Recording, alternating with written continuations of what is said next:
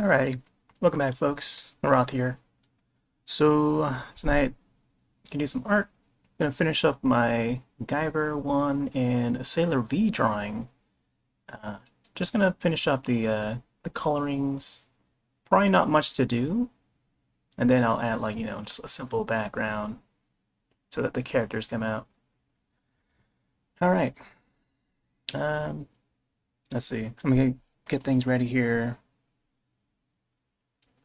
Make sure I've got the right tabs open before I start putting any marks.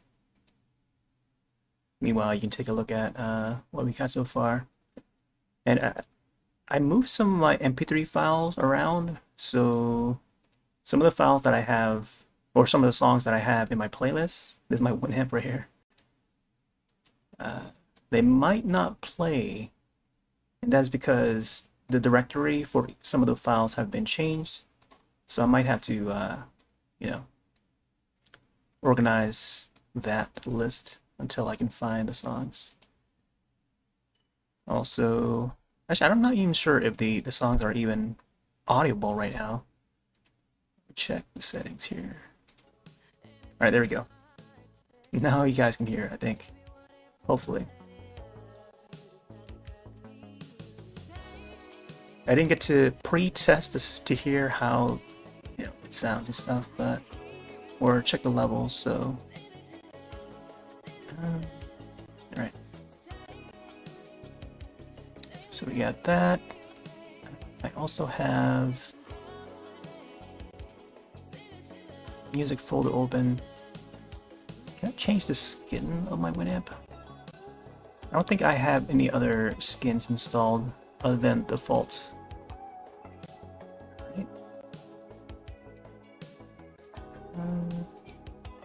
Okay, here is Maverick.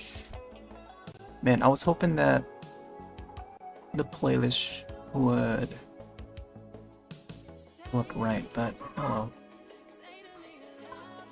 We'll see what plays, what doesn't, and if there's any songs missing from it, I might just add the songs manually as I go. Alright.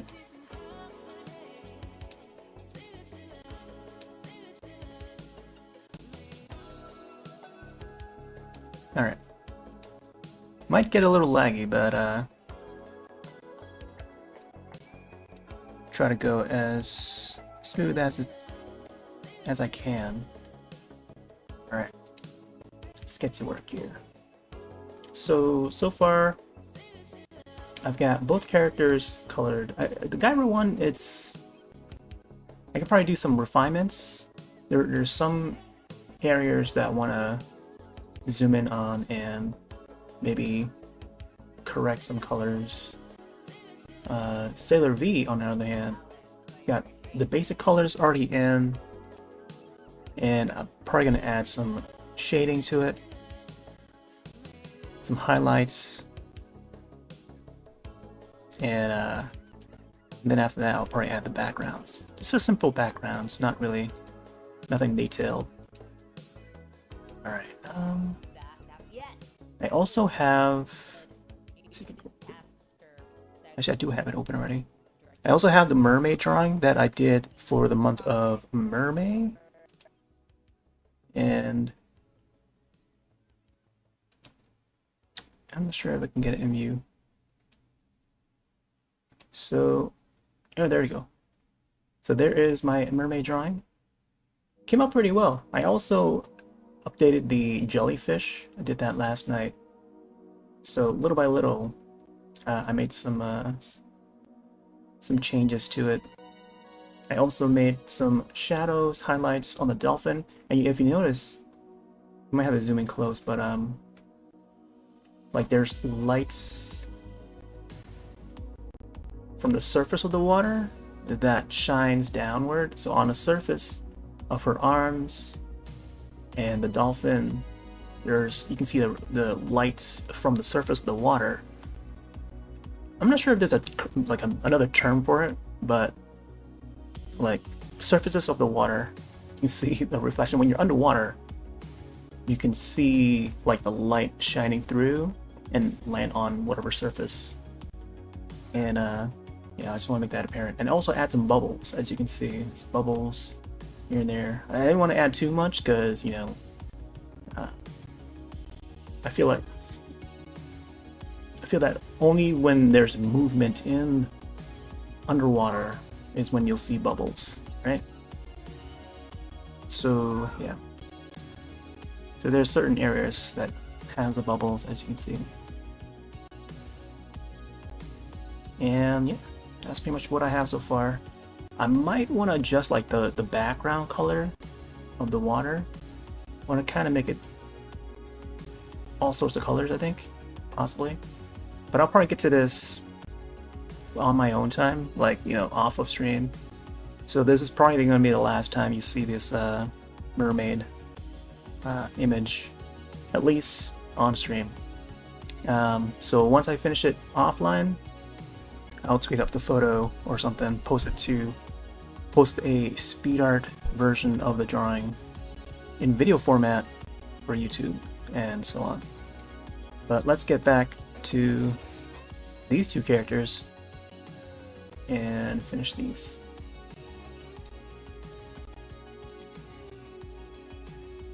Alright.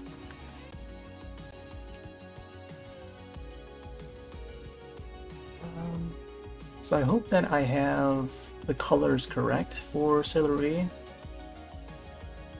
I think for parts of her suit, some parts needs to be adjusted. Like I know that her gloves, it's supposed to be orange, not red here at the ends. So it should be her, you know, Sailor Venus colors, I think. Not sure. Alright, let me see if I can select the right one. It should be R2, right? Layer R2. Come on, don't freeze on me. Oh my gosh. Got a little bit scary there. Alright. Let's increase the size. Which brush am I on? Should be selecting this one, right? Actually, I think this one I do. Whoa, why is it this color? That's weird.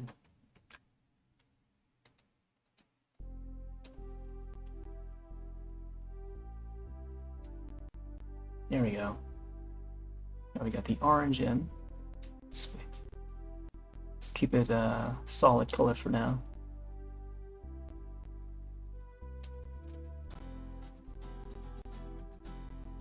Then also on this side.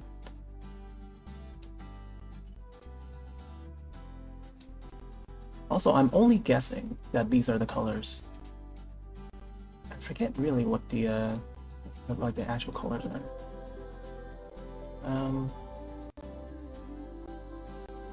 Oh, also, I don't want to use like red. I want to use like a pink magenta-ish, like a reddish magenta for certain parts of her suit. Let me see if that's like the right one. So like for the ribbon over here, and she also has ribbons on the back side, I believe. From what I remember. Make sure, yep.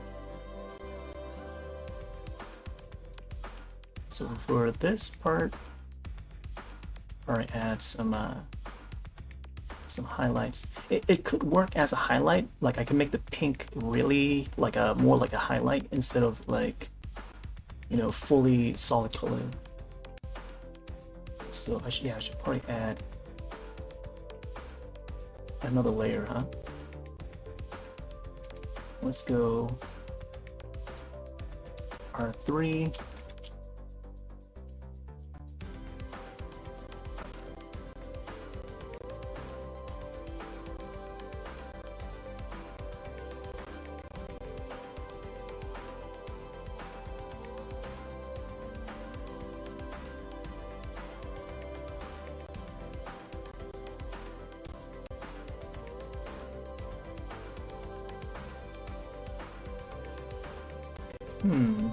I feel like I feel like it should be a much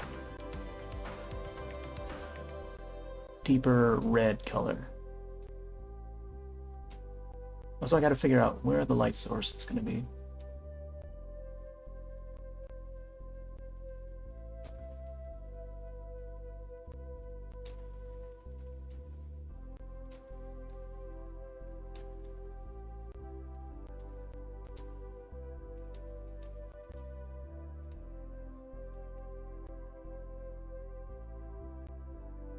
Yeah, I think this color might be good. Yeah, it's a very magenta-y color right here. And that's the color that we're going for. Also might need to come up with a darker color. I think the red is good as a shading, like a darker, you know, for the shadows of this ribbon.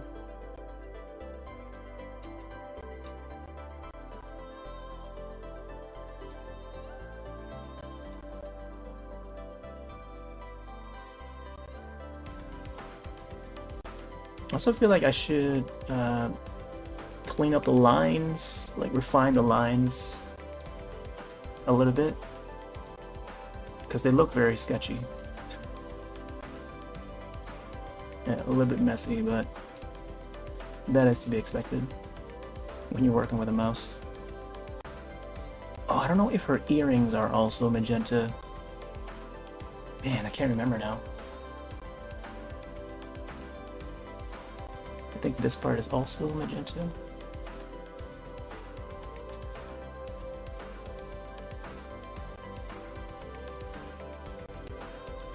So I finally got to watch the new Sailor Moon Eternal movies, and they were pretty fun. Definitely, it harkens back to like the old days. I want to say somewhere around the Sailor Moon S era of the show, the animated show, where Rini, aka Chibi Moon or Chibi Yusa, appears in the show, and then there's this like triangle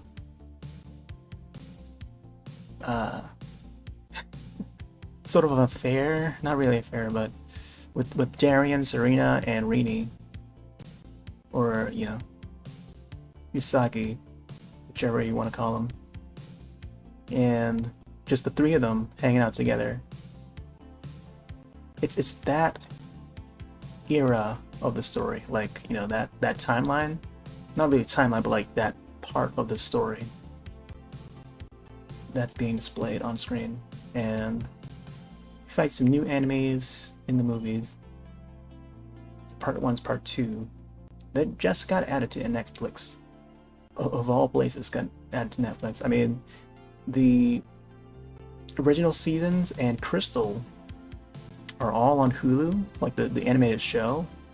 Both shows, the original and the new one, are on Hulu. And it's funny that like the shows are on Hulu, but then the movies are on Netflix. It's like, yeah, it's like some of these services they bid on some of the services and claim them.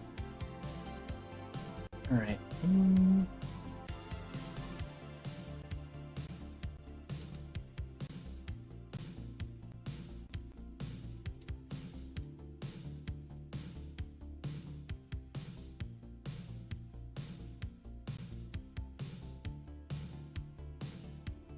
Let's go for a darker color.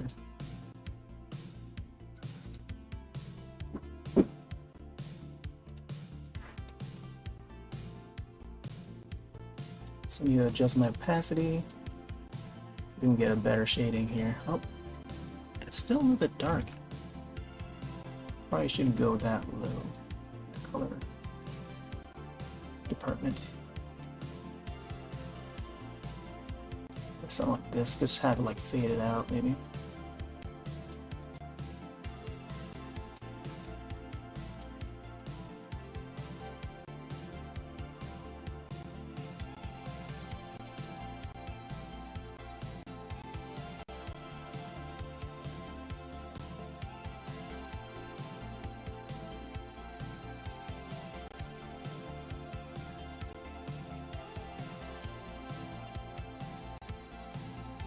But yeah, I really enjoyed the new movies. But I still like Sailor Moon R, like the first animated movie that they put out way back in the 90s. And I still have that on Blu-ray.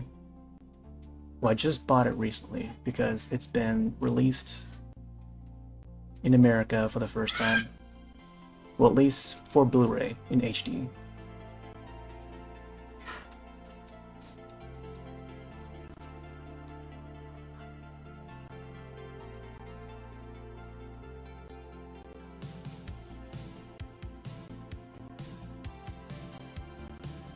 And it's been like, what, over 20 years?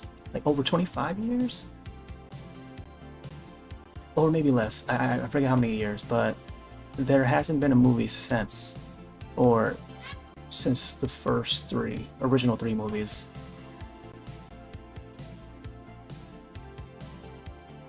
Man, I don't think, man, this looks too pink. I need to make it more red. Let's go with an actual red and then make it fade into it. Let's go back to color.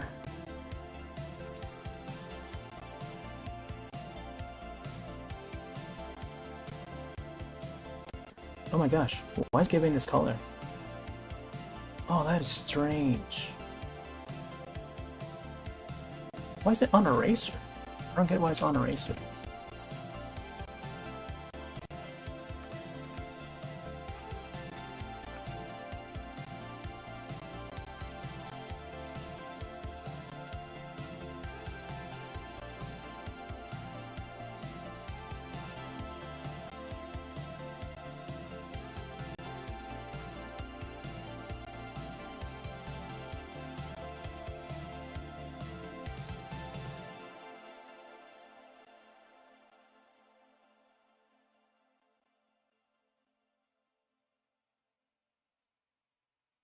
I think having the like regular red as the shaded color. Let's add some shadows, and then maybe I can add that R3 shadows.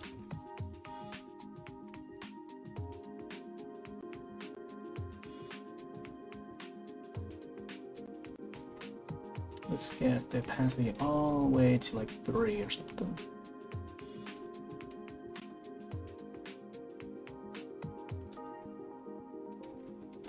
Yeah, I feel like the highlights are just too bright, maybe. Yeah. Let's erase a little bit of it.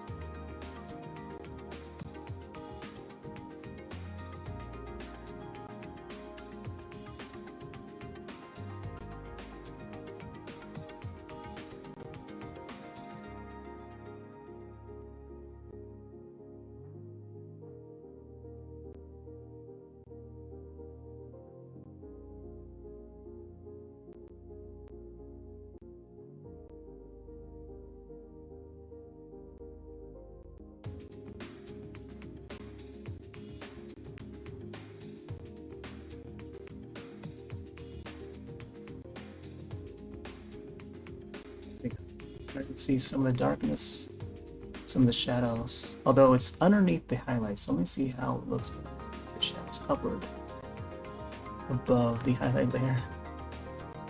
Alright, this might do it.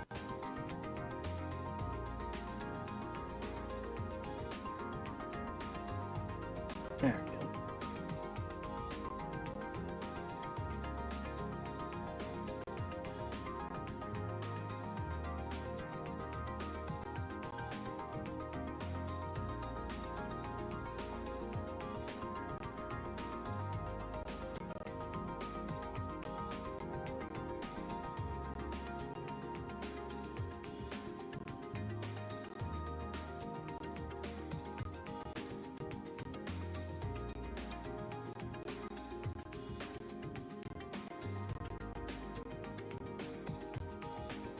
I feel like I should close some tabs.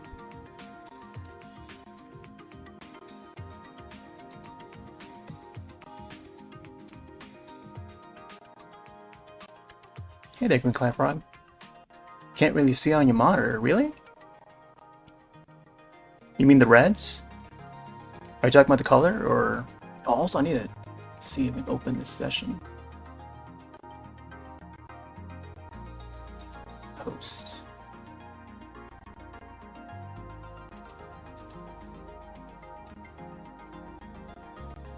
I probably shouldn't host it, but, you know.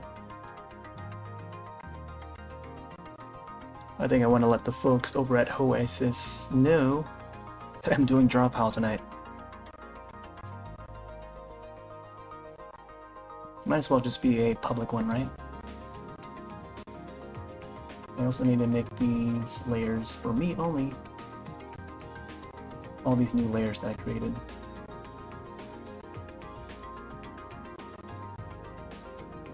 Oh my gosh. How many layers did I make that I even set for myself? I set it for everyone. Gotta go through each of these layers. There we go. Now it's for me. But can we actually multi-select? Nope. We gotta do each and every one manually.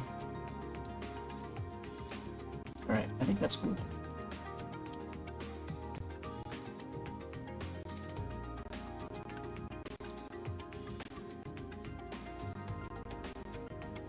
Oh yes, I believe red is probably the most... Red, like the color red is like the worst to identify on certain monitors. Like especially for American made monitors. It's really weird. It's really weird how that works. Because it may have something to do with like the hertz. I forget what it was, but I learned something like that from my teacher in high school. We took studio class, and he would mention that. Alright, shadows. Let's add some to this part here.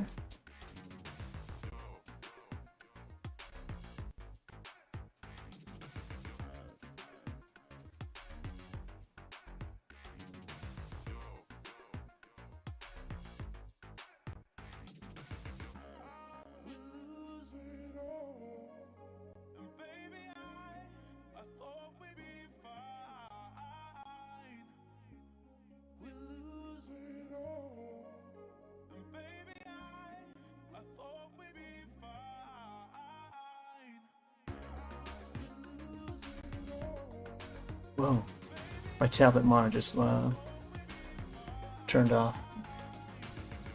Also, I kept my tablet on for like, I think about 3 days now, ever since Twitch dropped support for Internet Explorer.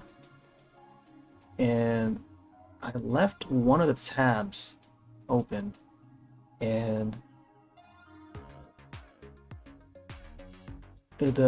so the tab that I have open on that browser, on the tablet, would be my following page, like the folks that I follow on Twitch.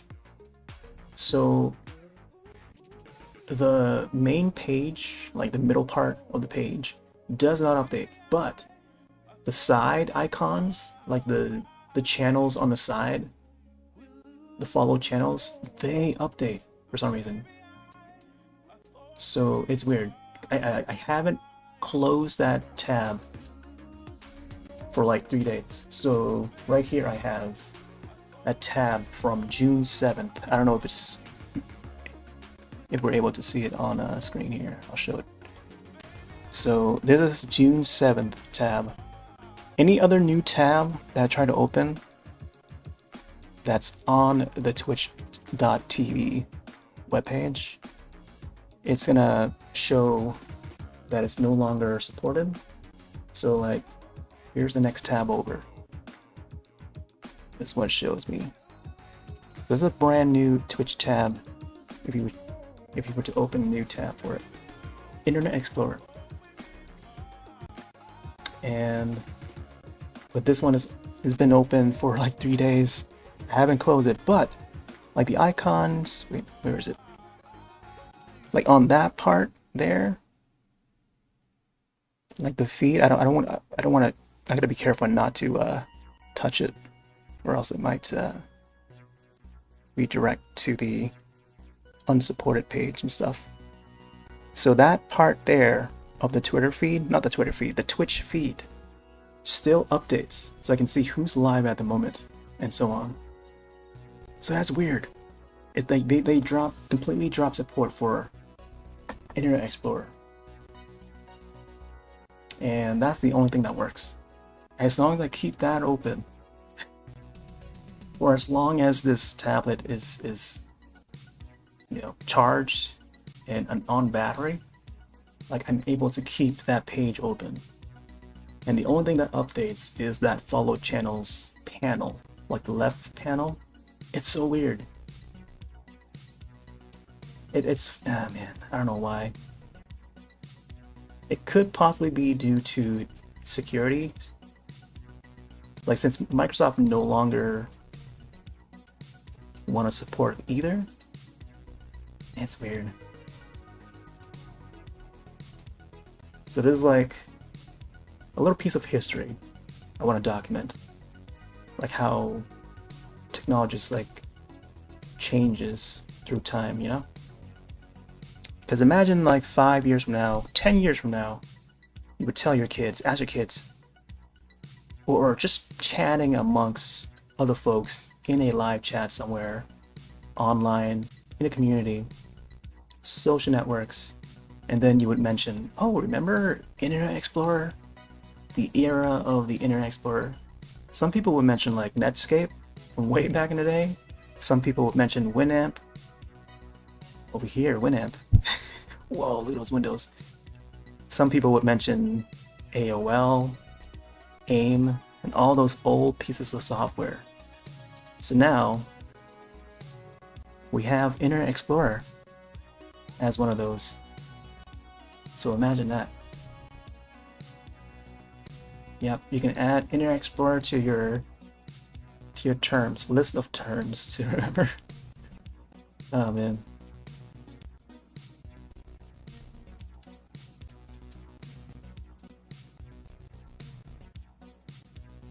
And we just know who's from, who's familiar with like how long you've been using the internet or certain operating systems just by folks that just mention certain programs.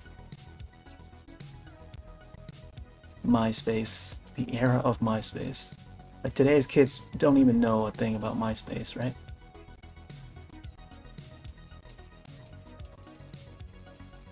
They'll be like, what's a MySpace? It was the Facebook before the Facebook. Oh man, that does sound like we're getting old.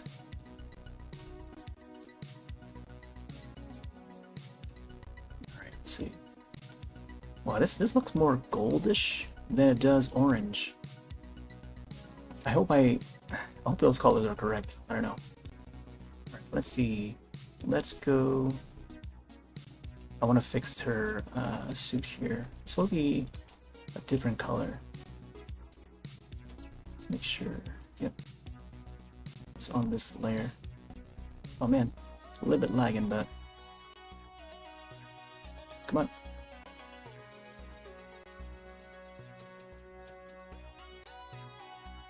Yeah, let's go for a solid color. So I think this part of her suit is actually this color.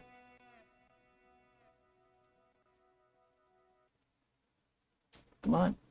Oh my gosh, it's lagging. I think my playlist is like searching for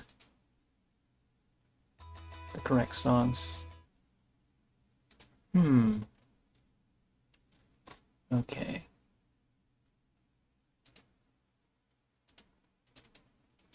Alright, I'll play this one.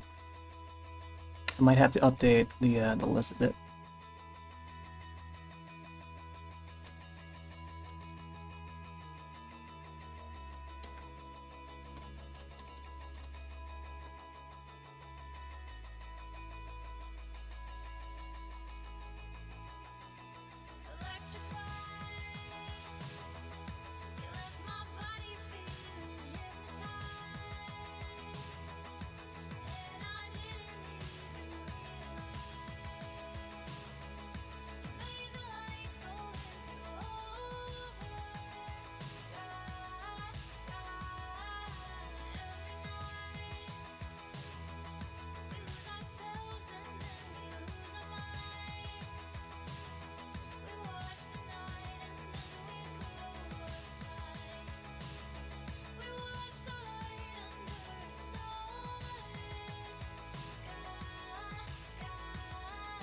Hmm.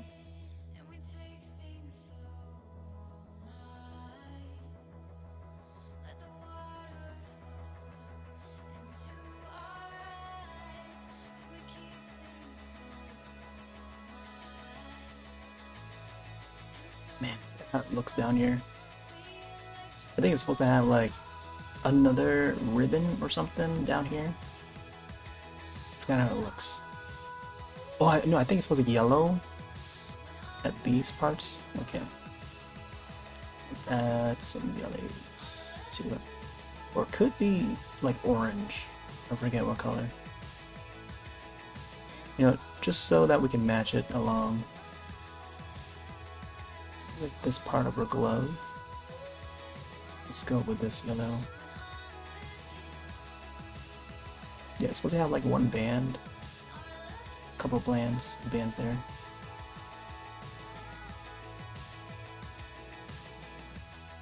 I think. Yeah. Let's keep it like that for now.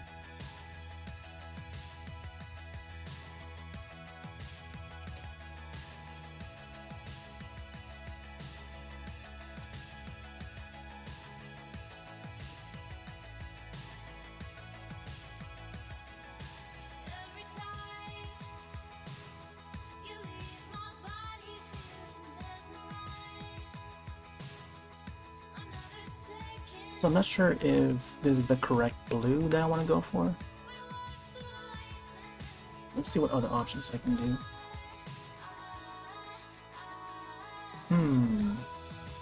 This would be the same blue as the one I used for the Guyver.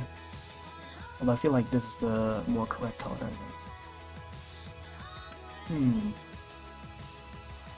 Let's see if I try opacity a bit.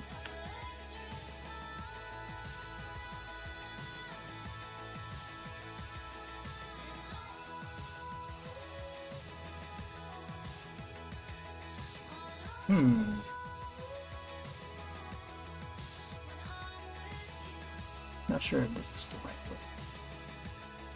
So I'm gonna do like a little bit more opacity. Slightly.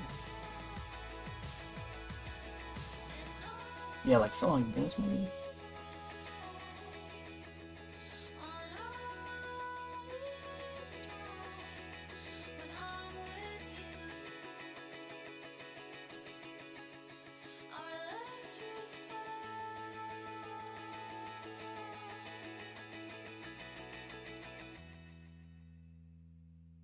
There you go, some shading on there.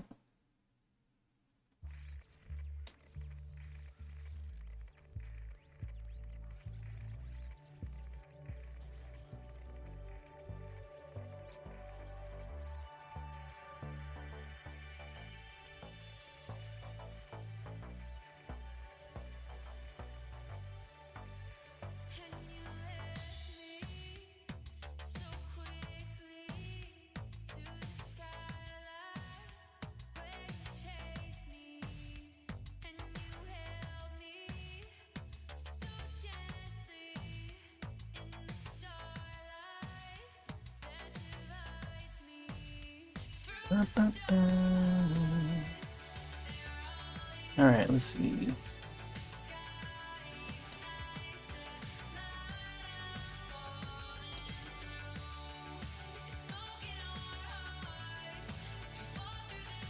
I'm trying to add some songs to the list without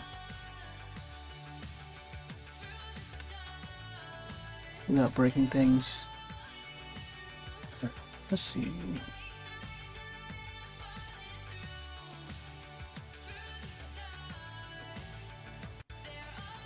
Oh, I got Chill Tendo.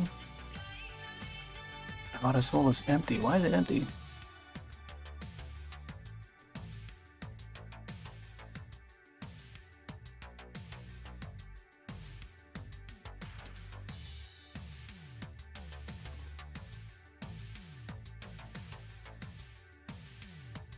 Oh, I do like the Frontiers album.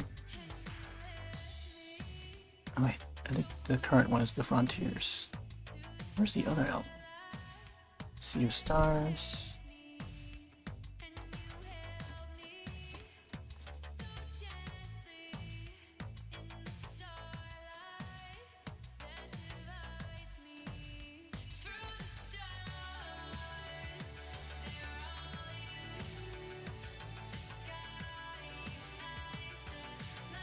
Probably put some Time Cop 1983.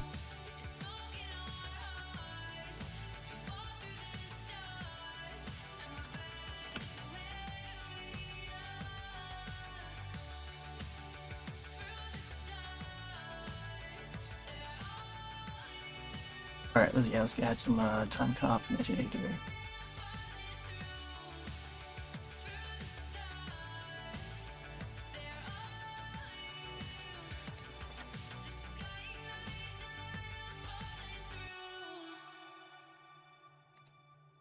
Gets back to that later.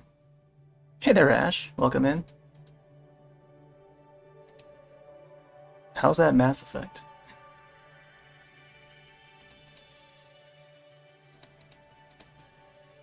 Have you got that running fine now? Alright, let's see here.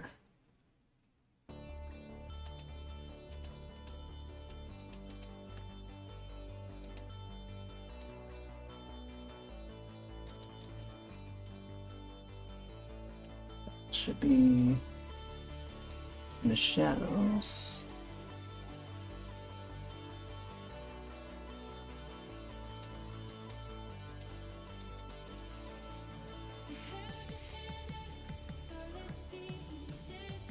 Complete tonight. Let's finish up main mission. Rogue 6. Oh. Oh yeah. So, oh yeah, you were building the Zoids, right? I never really got to watch Zoids. I saw a few episodes when it was airing, and it looked really cool. It just reminded me of Voltron, like big, because I was huge on Voltron way back in the 90s, and to see it on like airing again, like reruns on like Cartoon Network and stuff, like that was really cool. Like it just hits me in the nostalgia to see it running on modern networks again at that time. And then now we got the new Voltron series on Netflix. I feel like oh my gosh, it really hit like the fan base, and it brought a lot of new fans in with the new series. I still have yet to finish it. I feel like I'm so behind on a lot of shows lately.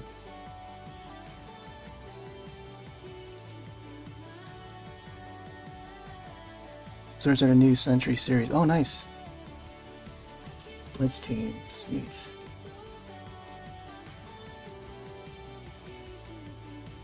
Yeah, I know that they made a new Zoids video game as well, and here that's doing pretty well.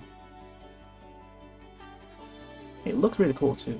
It looks like something I would get into if I were to be into that series. There's just like so much out there. Like same with Yu-Gi-Oh! And a lot of different properties.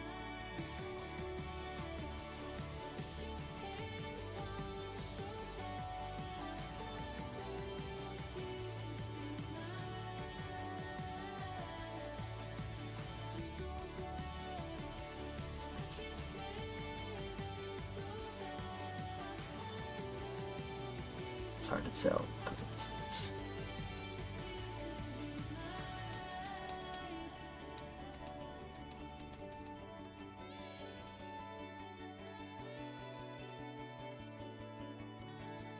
Yeah, so I'm just finishing up some fan arts here.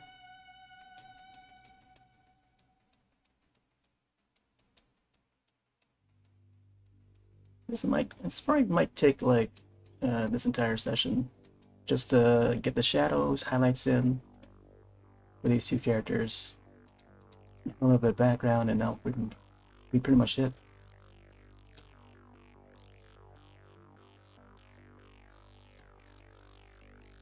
Alright, let's see.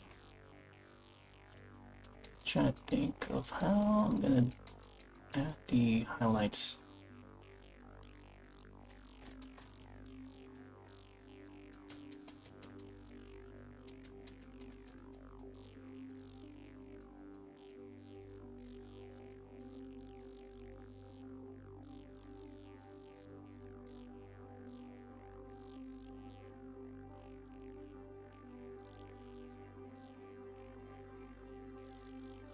New exciting. Well, in terms of well, I'm first I'm excited for the stories. That's stories 2 for Monster Hunter. Like I've been watching all the Monster Hunter digital events, all the announcements they've been putting out, updates. So I follow a lot of that, a lot of movies, TV shows. Try to keep up with that. Some of the Netflix announcements that they did during the, I think they did some early today. I just found out that Netflix has been streaming on like Twitch and stuff too, and their YouTube channel.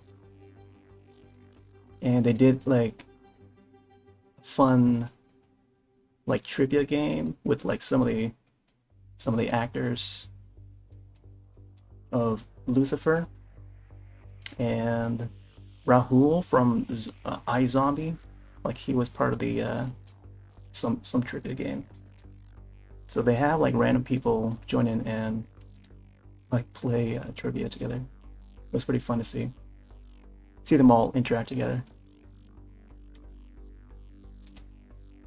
All right, let's see.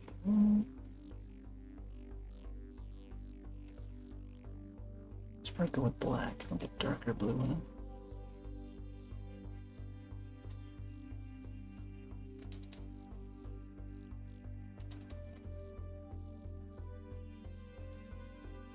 Let's go 2%.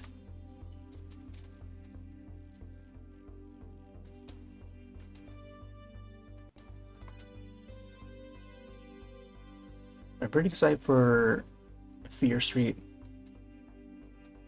The trailer just dropped today. So they're making a trilogy of movies based on the Fear Street books. And this is the R.L. Stine books that we're talking about. I've only ever owned one of the books, which was the one about the ski trip. I think it's called Truth or Dare, if I remember. And that one was really cool. But I haven't read that for a long, long time. I just remember having that. I think I still have it somewhere in storage. I still have some of my Goosebumps books too, from way back when I was a kid. I used to collect Goosebumps books just for the art covers. Oh my gosh, the art covers on those books. Each time I go shopping with my mom, we go grocery shopping, and I go straight to the magazine section and either one, look for game magazines to you know, keep up to date with my video games news, Mortal Kombat's, and also check out the book section for the Goosebumps books. And I just love seeing those art covers on those Goosebumps books. Like each one, like all the books together, like it just looks so cool. Something about those art covers. Hey Motormasa, welcome in. Wait, this is in Generations Ultimate. Oh, is it? Oh no, I was supposed to put it as art. No. Oh man, thanks for mentioning that. Yeah, I was supposed to add art to that. Why wasn't it updated? There we go. I think that should be.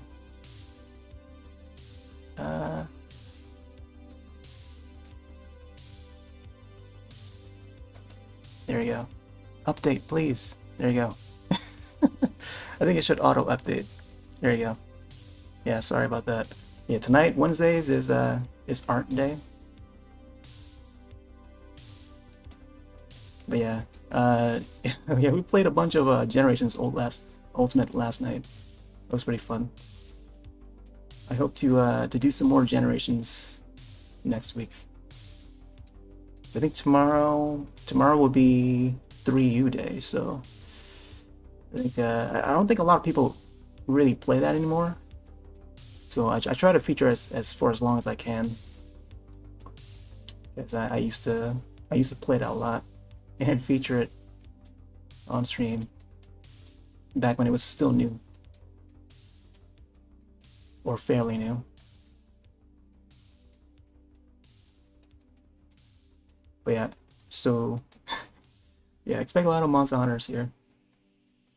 And then in between there'll be like other things like art and or other games. Let's get this area here. Oh man, I feel bad for forgetting to adjust the category. If only there was a way that Twitch can auto detect like what game it is just by the audio. Like that would be neat. Like if Twitch can detect like the music, like DMCA stuff, like wouldn't it be able to detect what game it is related to or connected to, and then just auto update it to that? Like that would be neat. If they could develop some sort of AI to do that or something. More content from you. Oh yeah, thanks. Yeah, I try to you know put out whatever I can while I can. Like I have all the time in the world right now to do whatever. So here I am. All right, let's see. Nope, we got someone joining in. All right, should probably start adding shadows to the rest of the body.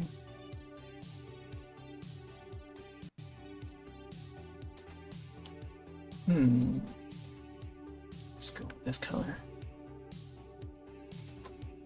Come on, cursor.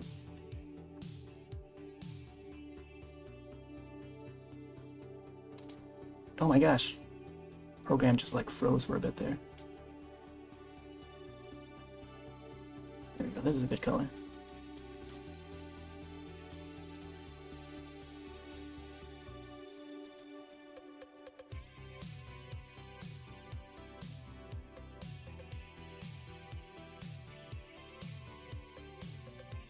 Yeah, I tend to do some fan arts.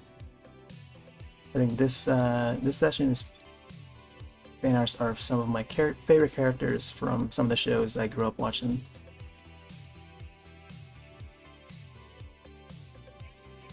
I was just mentioning like Voltron earlier, and Voltron was one of the first like animated shows, like that's like of Japanese origin. When I first saw it on TV, I didn't know.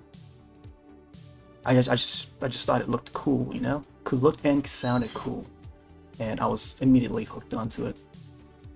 The intro and just the colors and like how these characters are operating robots in space, like everything about it was just like wow.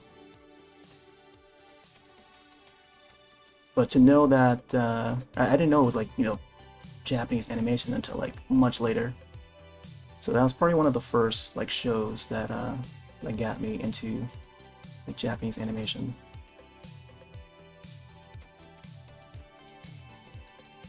That and the Noozles. I don't know if people are old enough to remember the Noozles. You can play Monster Hunter later? Not tonight. I actually was playing it a little bit earlier, but off of stream. I had a few friends that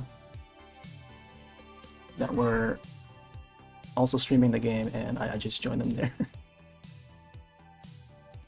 But tomorrow will be Monster Hunter 3 Ultimate for Wii U, so I'll be playing that.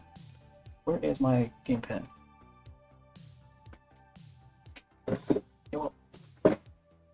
So here's the gamepad, the Wii U gamepad. I don't know if it's in view. But yeah, so Rise is usually... Oh no, it's disconnected. I wonder if the connection's still online. Oh, this happened last night too. Okay, so fair warning, it does... My internet does tend to disconnect like around this time, like late at night. So expect that to happen. Because it did happen last night. Let's see. Uh-oh. Why did it open a new one? Nope, not that one. Oh, this is a mermaid drawing that I've been working on too. I should probably just close this one. Yeah, I've been working on this mermaid drawing for the last month or so. I'm almost finished with it.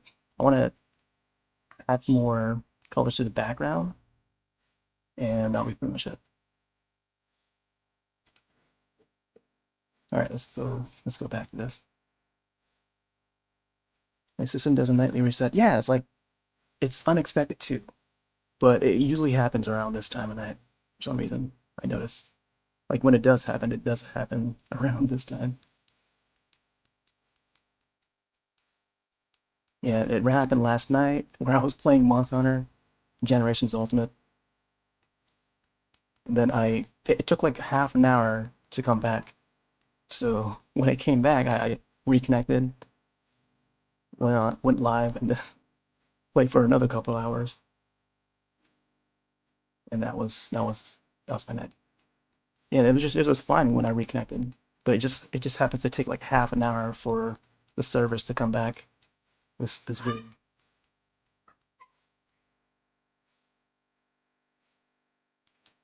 But yeah, Monster Hunter Rise on Mondays, Generations Ultimate on Tuesdays, and 3U, aka 3 Ultimates, on Thursdays.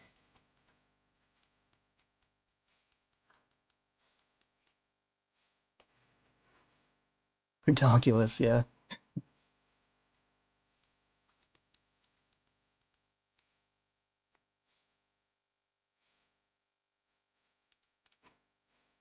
Yeah.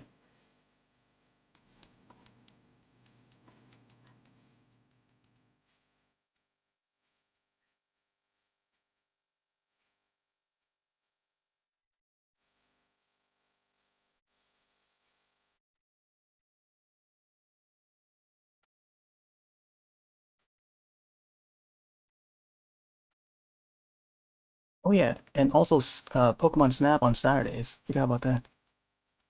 Pokemon Snap on Saturdays, and then Sundays, I bring out the Scribble It. I try my best to remember the name of that little indie game. So it's like a little Pictionary game, online Pictionary. It's pretty fun and it's goofy. Yeah, Scribble It on Sundays, or most Sundays. And if there's time, I might try to put Rise in more days, because there's not that many updates for Animal Crossing anymore, so I'm trying to phase Animal Crossing out, at least until Nintendo release some updates.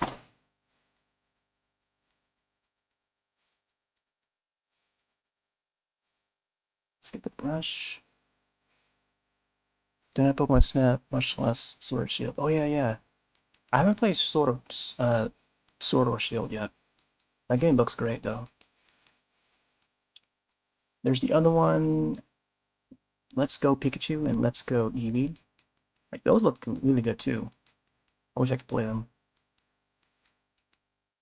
But I feel like Snap is probably my choice between all of those. Because I love the original. I still have my original over here. I don't want to drop things. Stuff here. I didn't get to show it last night, but here's my Pokemon Snap back from when I was a child. I think I was like junior high. This came out back in 1999, so I bought it the week that it came out at Funkoland. Still have the receipt in there too, somewhere. I gotta open it up and find the receipt. It's funny that's like I still have all that stuff, all the content inside. But yeah, that's one of the first like Nintendo 64 games I ever bought with my own money. So that's the old one, and then and there's a new one.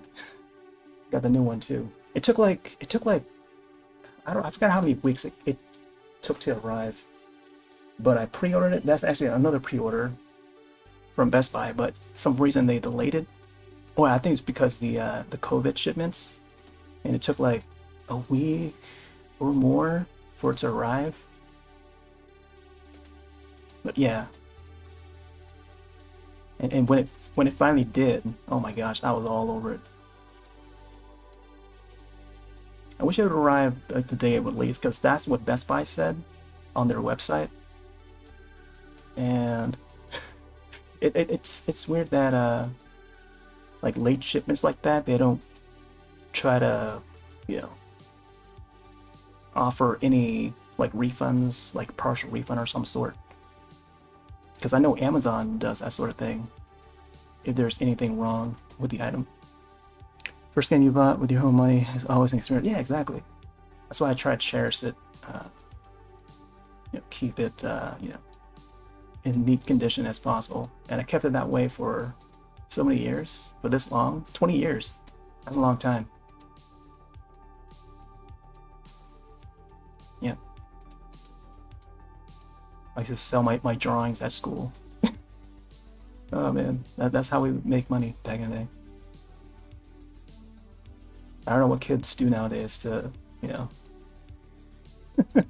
make a little bit of revenue.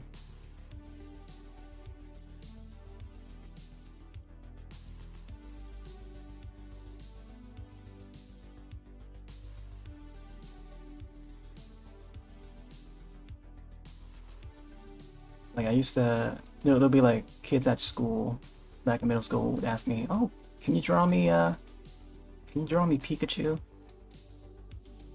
I'm like, sure. Like I was the kid that that people would go to for Pokemon news. I remember it was one winter, I forget which year it was, but it was probably in 1998, like around winter time. I walked to school. I didn't live too far, but I walked to school and it was like snowing, and it was like early morning, but the doors are always open, and you can just go walk right in and just hang out at the cafeteria.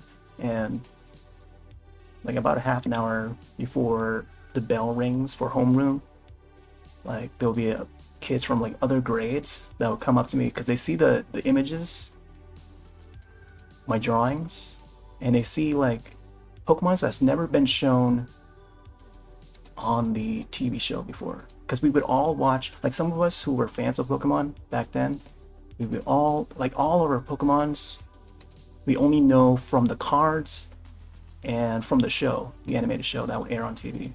And we only recognized like the original 151, right? Because we got that the lists revealed and the images of them revealed. But the next generation of Pokemon were on the way, and there was this blue Pikachu, right? People call it the blue Pikachu. That was like the code name to describe the Pokemon. It later became known as Meryl, and that was the one that appeared in the movie, or one of the movies, in the intro. And so this blue Pikachu, quote unquote blue Pikachu, had like this ball at the end of his tail, and it's all blue. It looks just like Pikachu, but like blue, and it's got a ball at the tail. And so I drew that, and people were like, "Yo, what Pokemon is this?" Yo, that's a new Pokemon, man. We don't know its name yet, but we just call him Blue Pikachu. And yeah, people are like, man, the kids back then, like we were all still young, and it's still, just like amazed by this phenomenon, the franchise, and like so many Pokemon out there that we just don't know a lot about. And that's what makes it so exciting. Like when you see a new Pokemon and like you just want to know more about it, right? It just looks cool, and you just want to know more about it. I think that's what dragged a lot of people in to the series, and it just became like this phenomenon. Just something about it. All right, I think it might be reconnecting.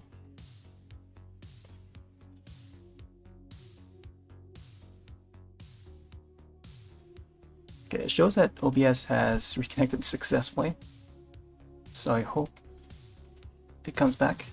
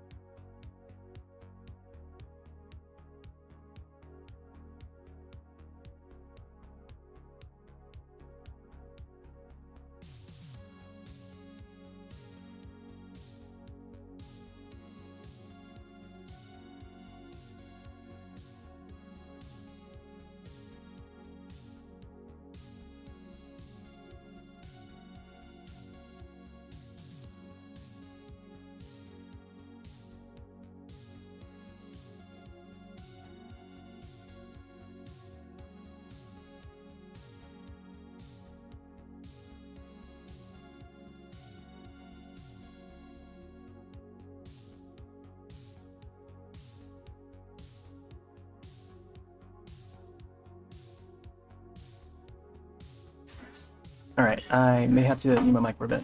I was just chatting for a little bit now, and I totally forgot to unmute the mic, but I have to keep the mic muted for a bit, sorry.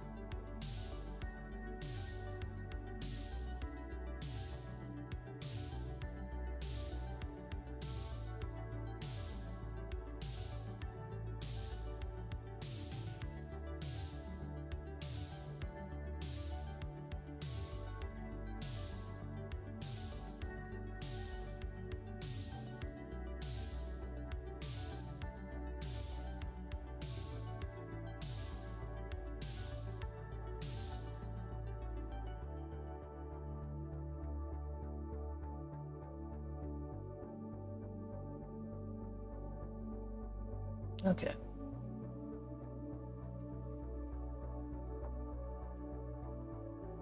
Still work on the shadows here.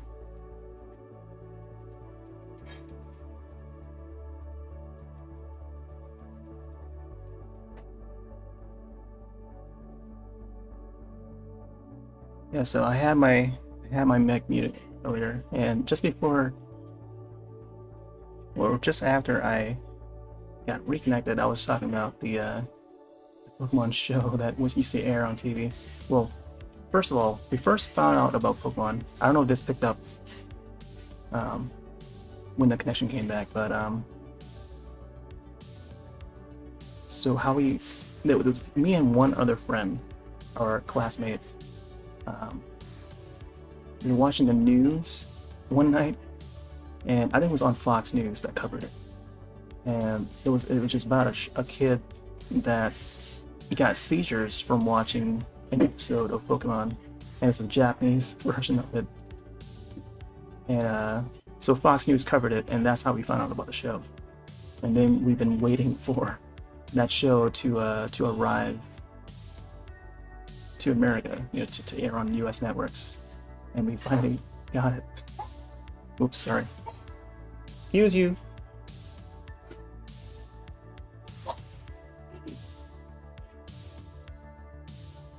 And let's see, where was I?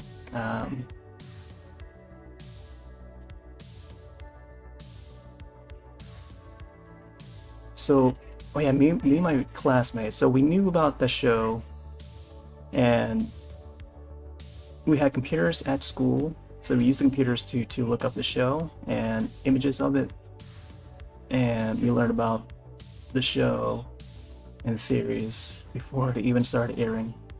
So we were already fanatics by the time the show started airing. And I think, like by the time we entered high school, that's when they started airing, and we were already big fans, and we know so much about it.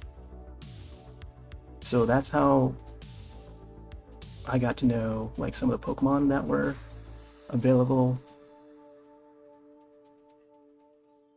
before we start seeing them on the West, like the Blue Chew, for example.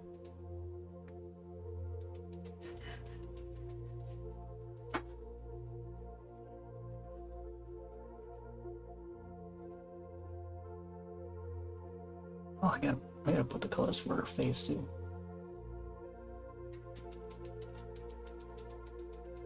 Let's see. Let's make sure I got the right colors here.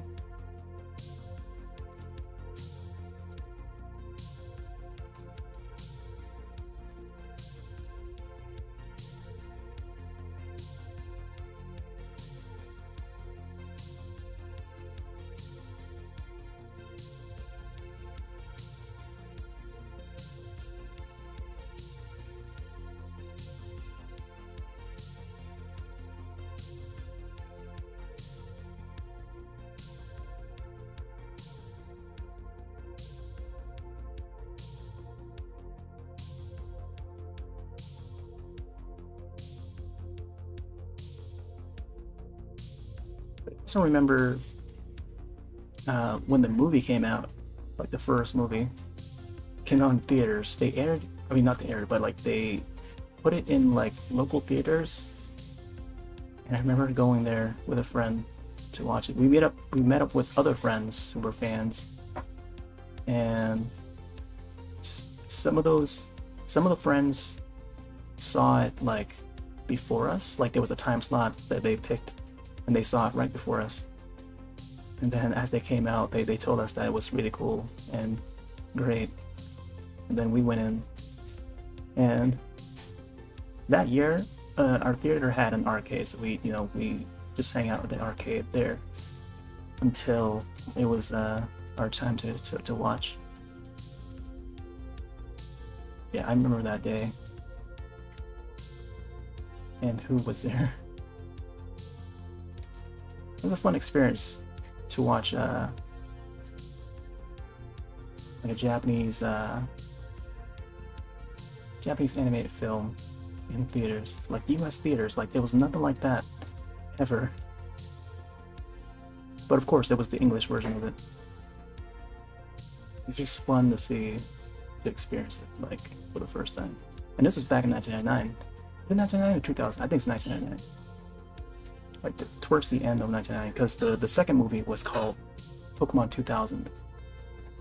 And I remember seeing advertisement for that too. It was on the way, but it wasn't finished yet or something. But we saw the movie poster for it, or advertised in the as part of the trailers, I think, or something like that. Or it might have been after.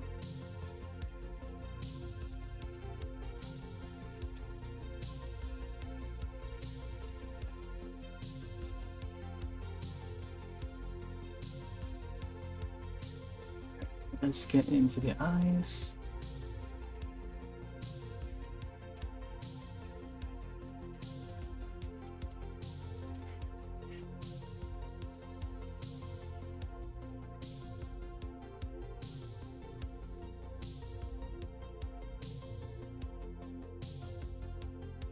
Let's get shading in.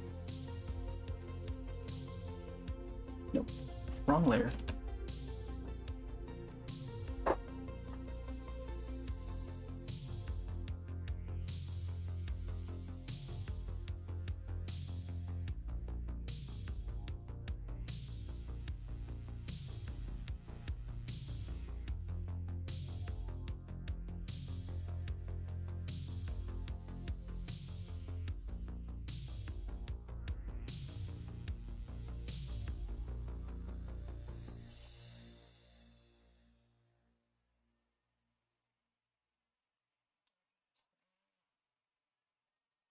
Should be shading on the left side of her face. Try to lower down the opacity a bit. Increase the size. Don't want to overdo it. I feel like it should be a different color, maybe.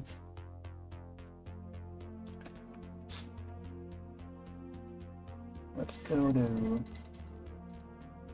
4 opacity. Larger brush. Let's try this. Maybe let's select this.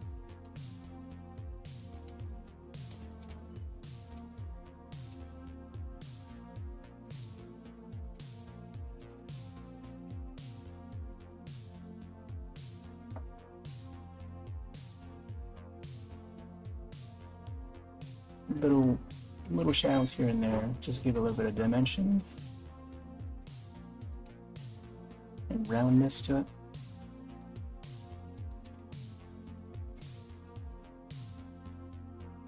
Maybe on her arms too.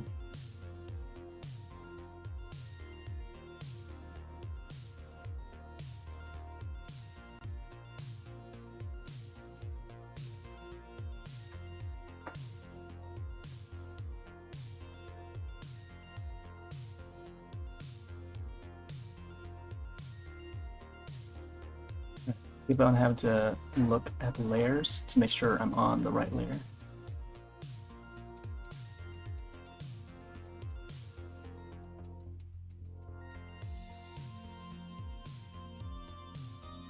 Yeah, I'm pretty glad I went with this pose instead of the other one, where she's pointing outward, doing her Sailor Venus move. Right, let's see. Gotta adjust this outline a bit.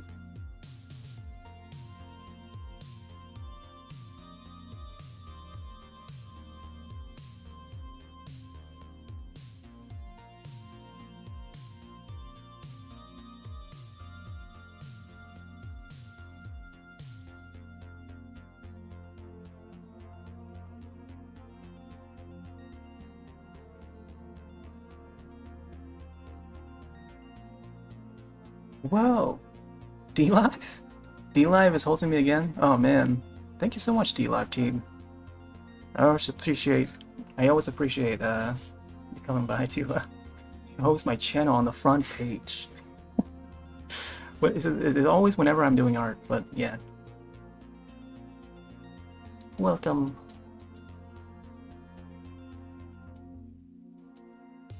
Yeah, tonight is art night, so do expect me to do some arts on Wednesdays. Wednesday nights. And tonight, trying to finish up this piece of fan art. 2 characters from different franchises that I grew up watching. Huge fan of. There's this Sailor V, and also Guyver I. I feel like not a lot of people know about the Guyver, but they would know Sailor Moon.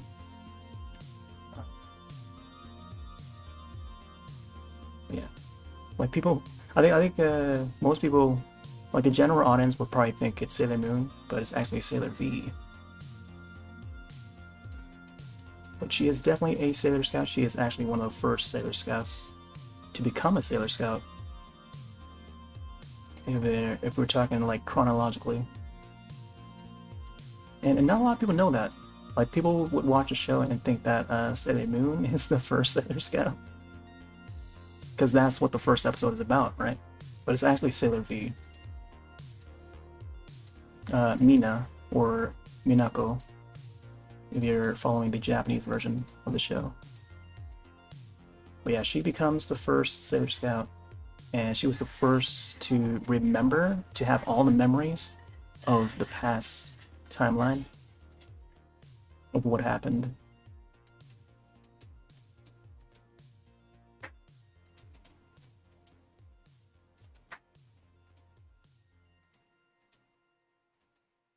Yeah, you have to be like a hardcore fan of the series to know that.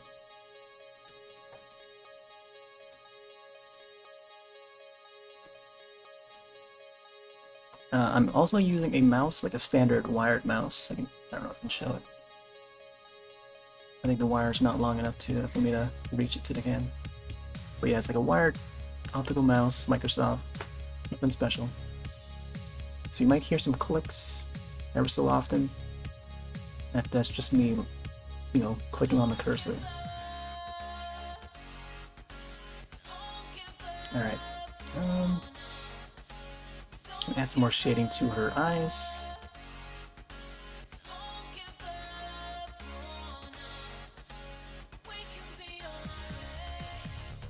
I think this is the right color.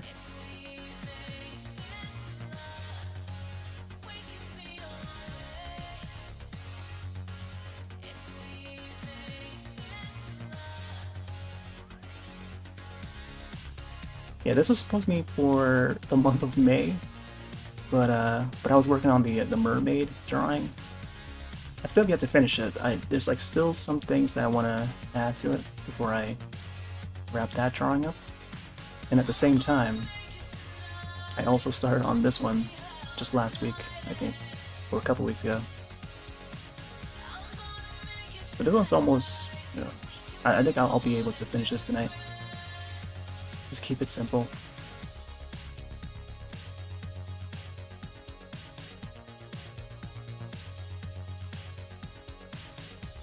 And I just do this for fun. Nothing serious. Just continuing to practice. I think that's good enough for me.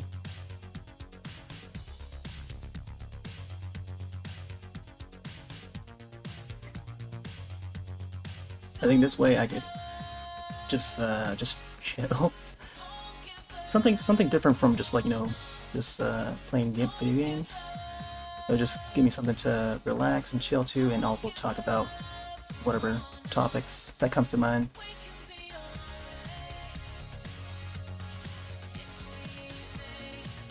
Like Japanese for animation, for example.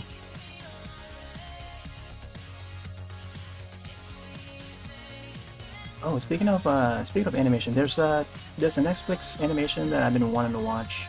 I'll probably watch it this Saturday.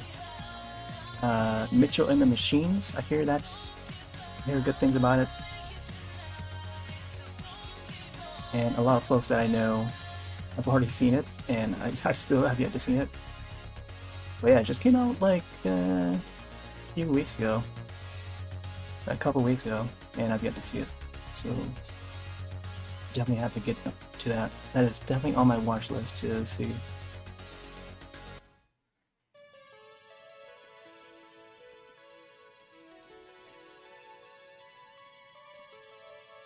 But yes, it seems to be a decent family film, and I think it's only on Netflix. It's like a Netflix original, I think. I definitely have to check that out this weekend.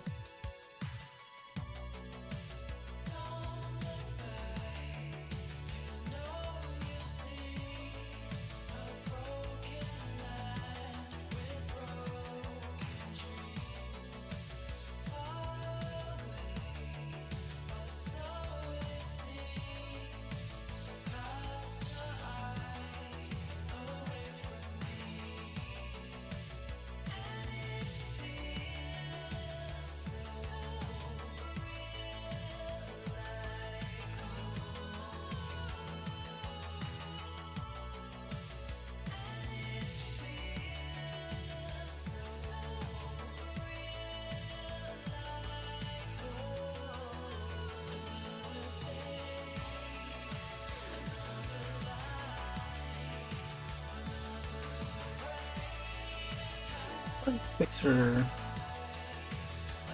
cape or collar a little bit. I don't know what they call it. With that part, top part of her outfit. Let's see. Is it outline? What color? Oh, yeah, it's gotta be the outline. Just go in here and clean it a bit.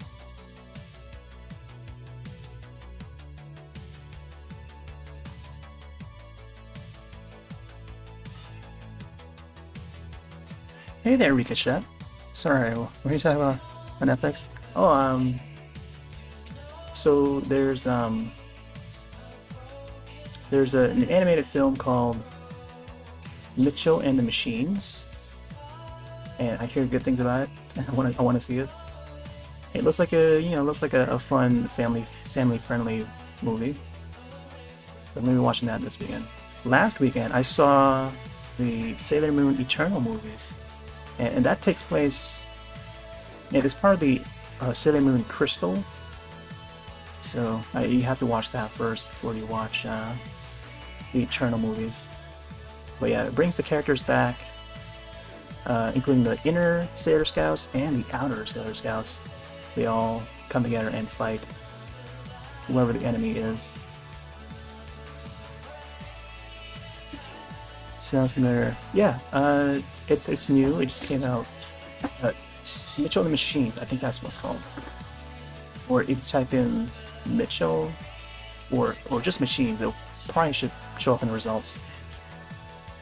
And or it could be listed in the top 10 or whatever. But yeah, I believe it's a Netflix original. So I definitely have that in queue for this weekend. Oh yeah, I saw the trailer for that movie. Oh, okay, yeah. Yeah, I saw that trailer too, like a while back when it first when it first got online. And I just hear that it's out now, and a lot of people seem to be enjoying it, so definitely want to check it out myself. Alright, let's work on hair. Outlines, shadows. I feel like there's still a lot of the outline that I want to clean up for her hair. And I also want to add some shadows to it too. The Mitchells versus the Machines. Okay. That's what it's called. I thought it was like the Mitchells and the Machines. Yeah, so it's about humans versus technology. Yet again, like one of those.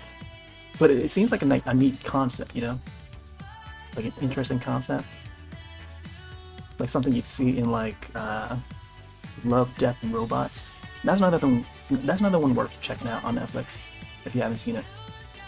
There's a new season 2 that just came out a few weeks ago. Just like binged the whole entire thing. But I still like the first season a little more for Love, Death, and Robots.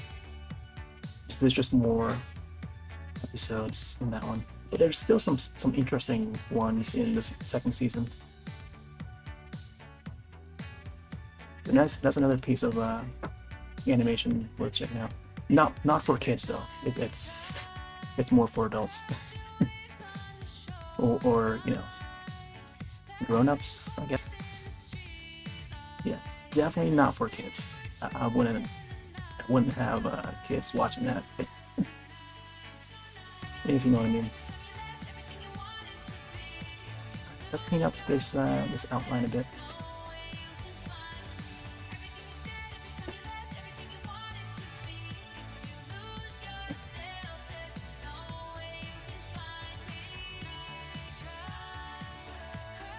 But the Mitchell one, the Mitchell versus the Machines, that one seems to be family friendly. So if there's one to show the kids, I think that one might be it.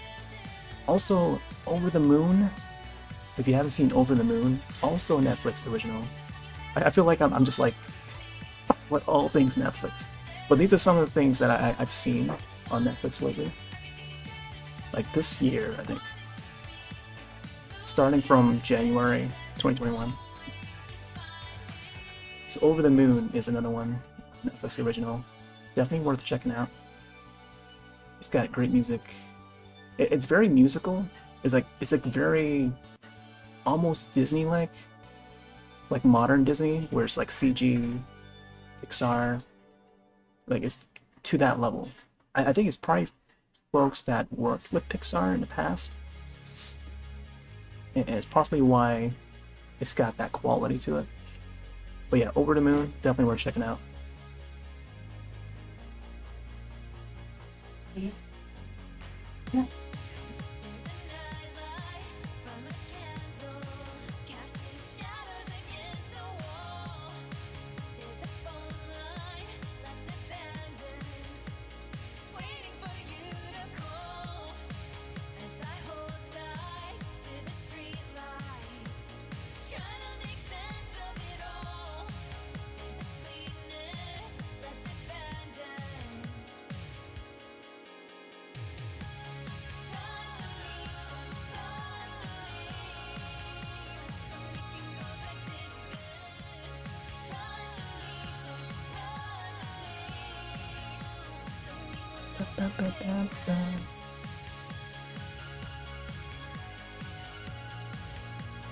Alright, let's see. Color.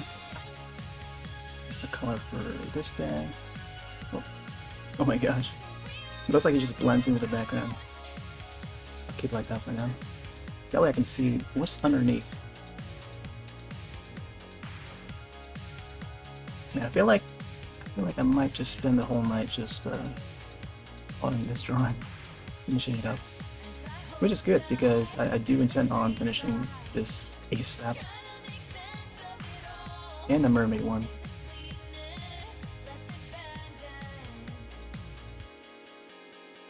That needs to be up.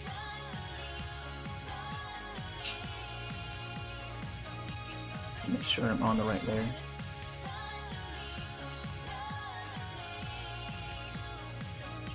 Oh yeah, thanks Morose.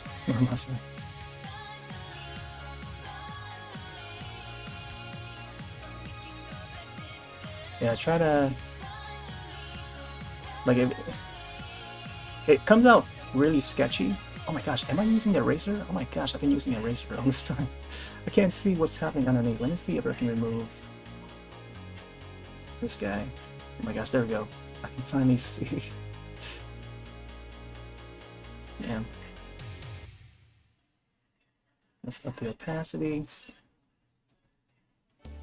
Wait, why is it this color?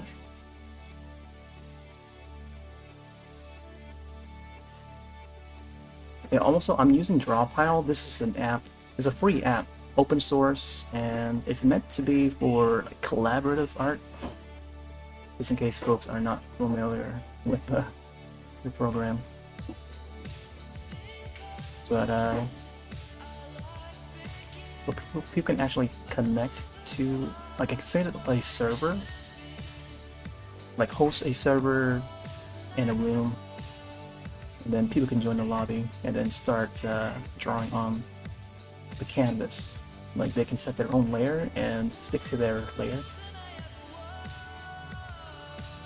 and start drawing.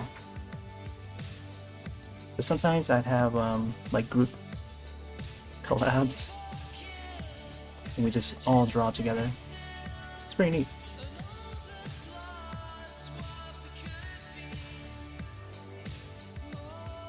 But the tools itself, like you can tell by the tools, they're very limited. You mostly just got the basic tools. And it's probably less tools than, like, say, MS Paint. I feel. You got the color wheels and stuff, brushes. Then you could adjust the brush settings, size, opacity, and stuff. Pretty much all you need for the basic stuff. But I wish that they add more like tabs. They don't have tabs like you do in Photoshop. So there's like when you want to open another project, it has to be in another instance of the program. So let me swap over back to that mermaid one, which I still have open. So yeah, this is the mermaid drawing that I'm still working on. Almost finished though. I just gotta adjust the background a bit. But yeah, I have to open this other project in a different instance of the program. So like so. So it's not like Photoshop where you can just like go File, Open, and then it will just open as another tab. And then you just switch tabs. Yeah, it has to open like a. You have to open another Drawpile instance first, and then open a project in that other Drawpile. So it's a bit limiting in that sense. MS Paint now is definitely more advanced than Paint back in the day. Yeah, exactly right. The one included with Windows 10. I've been using that too. I still use the old one. Let me see if I can get that in view. So the old MS Paint is actually still part of Windows 10, but you have to make it a default, I think, something like that. I forgot what it was. Oh no, it was the picture viewer, or photo viewer, I think. Yeah, photo viewer. But yeah, MS Paint. Still some tools that's been added, and some of the older tools. Oh my gosh, I have it open right now. Hope it doesn't crash.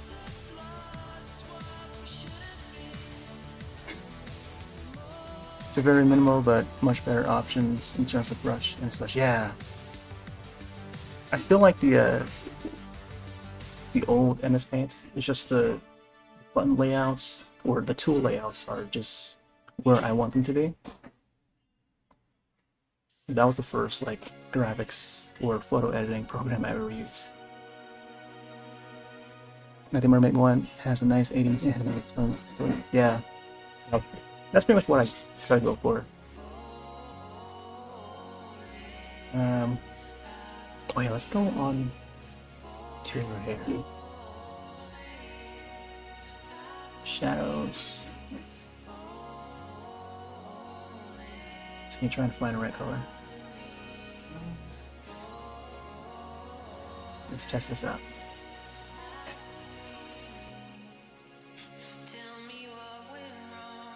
Oh, here's a brush.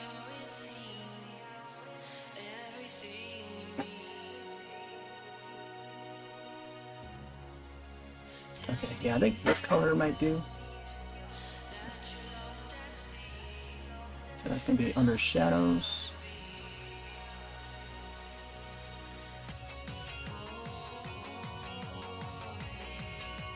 I can't even see the cursor. I feel like I need to add like her ear on the other side. I think we're good.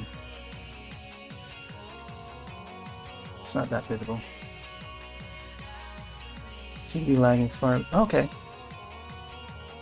Yeah, it might be due to either my old computer and or the disconnection that happened earlier.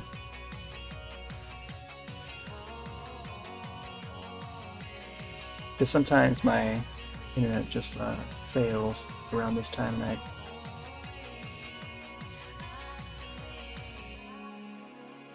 Okay. Yeah, sometimes the refresh works too.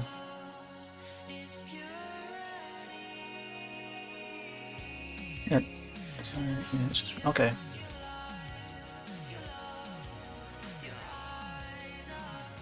Yeah, sometimes I double click. I don't know if it's for the default site, but there is a what looks like a refresh icon on the video player, and I just double click it and then it just resets the player. And I think it's part of their Twitch TV plugin, or one of them.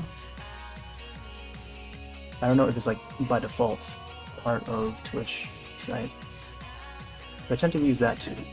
Either that or the refresh button on the browser.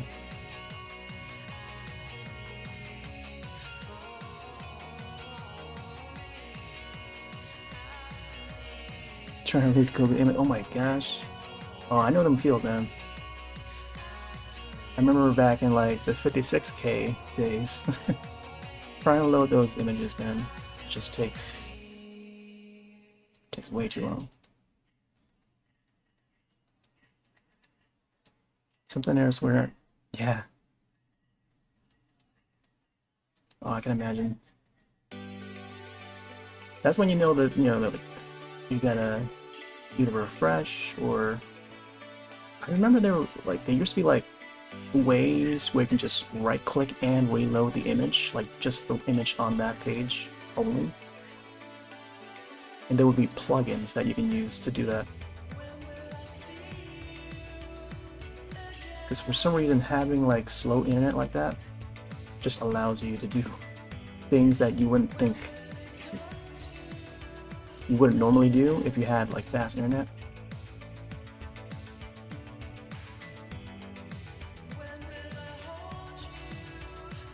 We're back on dial-up. Oh snap, that's the no face. I was hanging out at another artist's channel earlier today, and they were talking about Ghibli movies, and it just reminded me of when I watched when Marnie was there for the first time. That's another Ghibli movie that not a lot of people seem to know about, but it wasn't Miyazaki directed, at least I don't think, but it is under the Ghibli label, and that's another film definitely worth watching. Really good. The story, oof. Like the format, it's more of a mystery.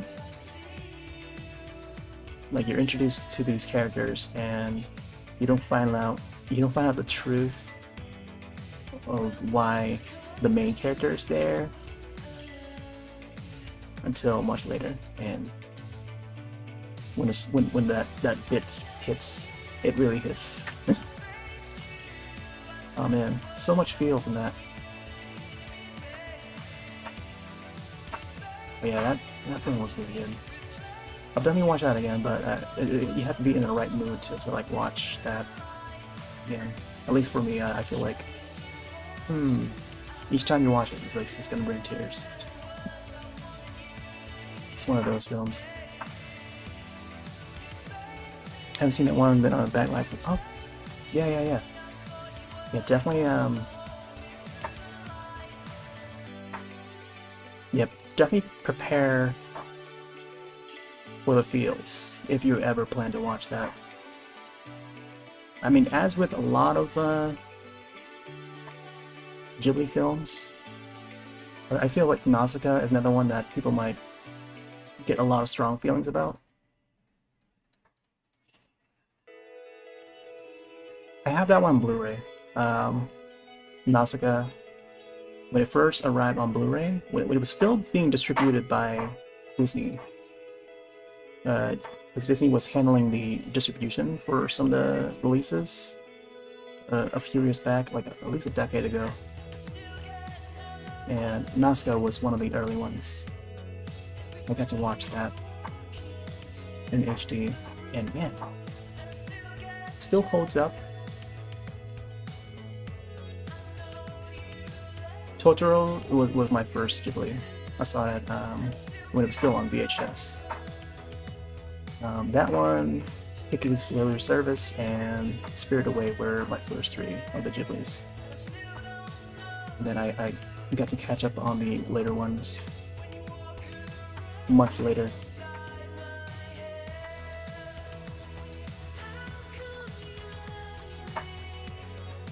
But yeah, I plan to watch, they finally, G-Kids is the new label that's been, that has control over the releases now for the Ghibli films. And not just only Ghibli, but like many other animated films from all around the world.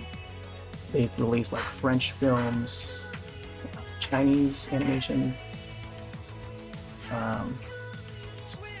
Southeast, I forget what country, but like I think there's some French ones that they put out. I can't think of the names now, but yeah, they put like animations out, releasing them over to the West, for our region to see these films, and they're all great too. And some of them get to be screened in theaters, and it's really good. It's really good what they're doing.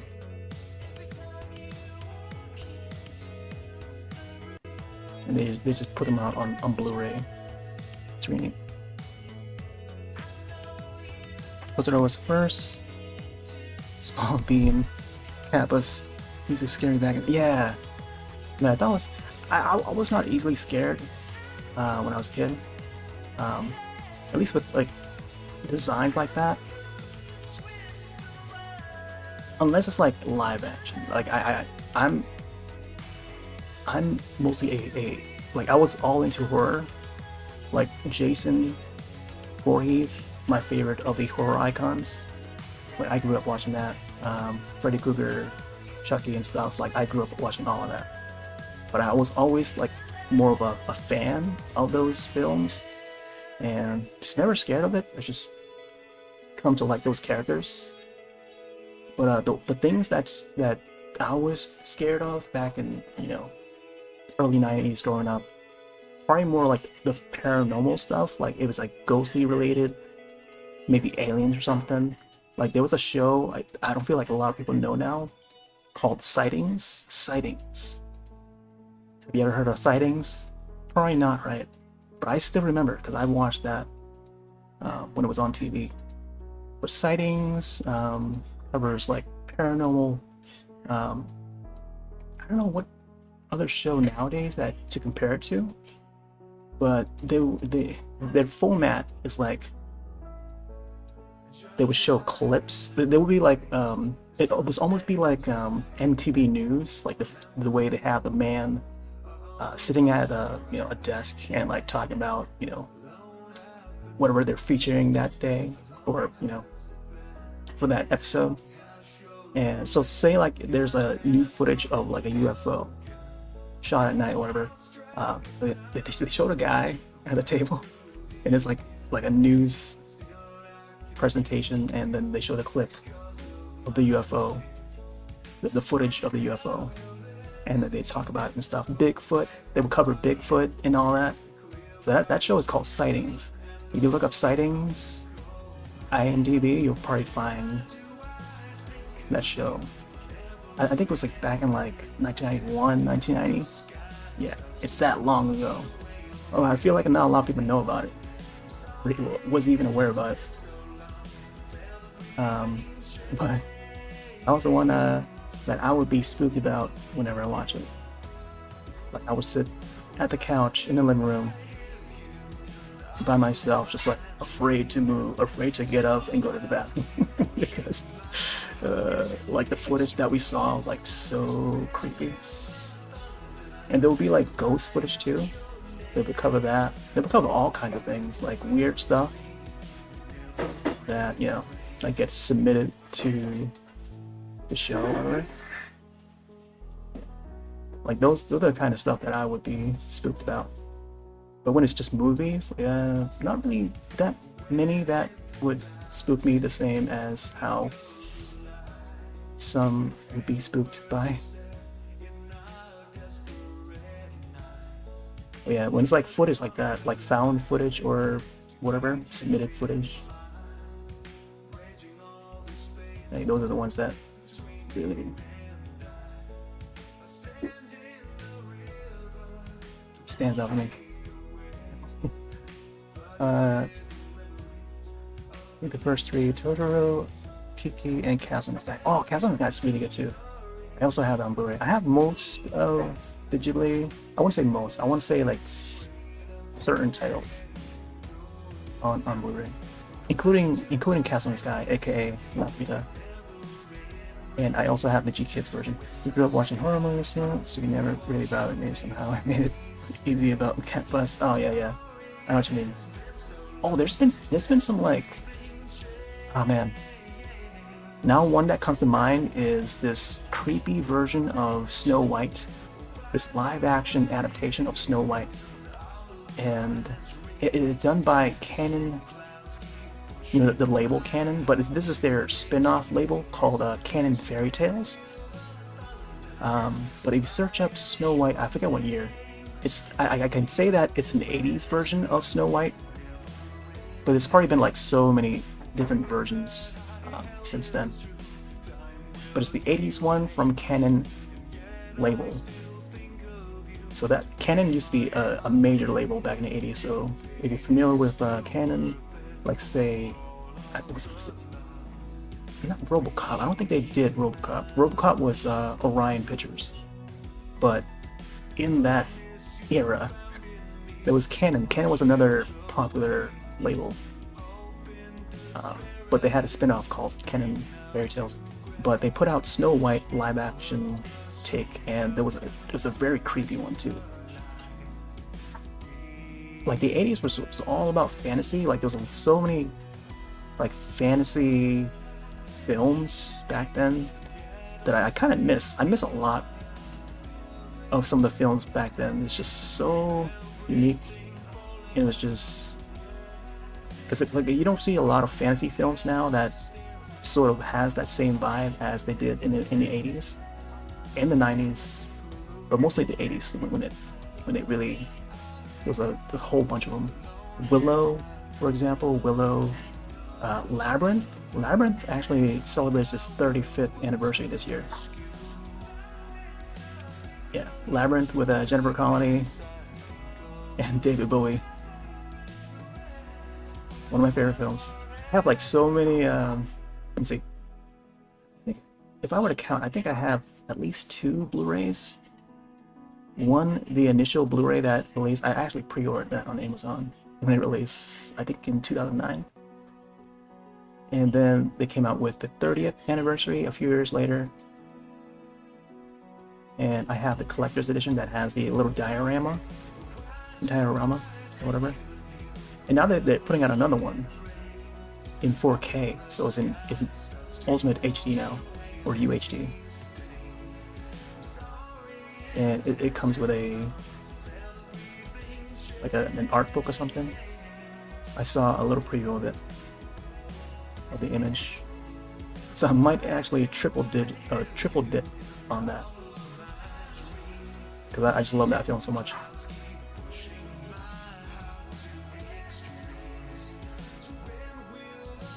Let's see what else. Red Sonja, all the Conan films. And there were so many good fantasy films back then. Alright, I should probably fill in some more spots. Let's get this brush a little bit.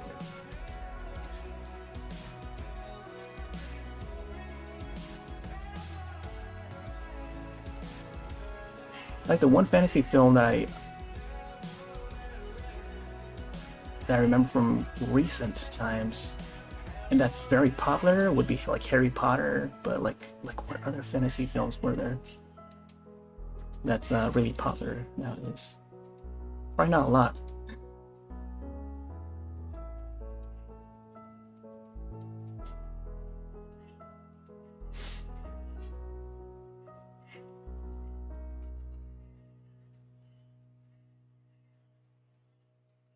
Yeah, I remember Dragonheart is another one. That's like more of a 90s. It's so many well-known like a cast, the cast for Dragonheart.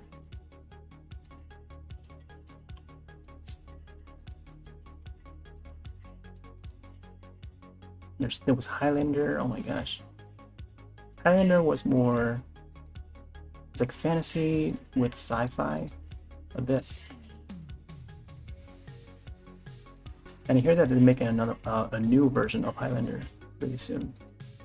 I forgot who they're casting. It was someone well known, but I was fine with who they picked. I forgot who it was.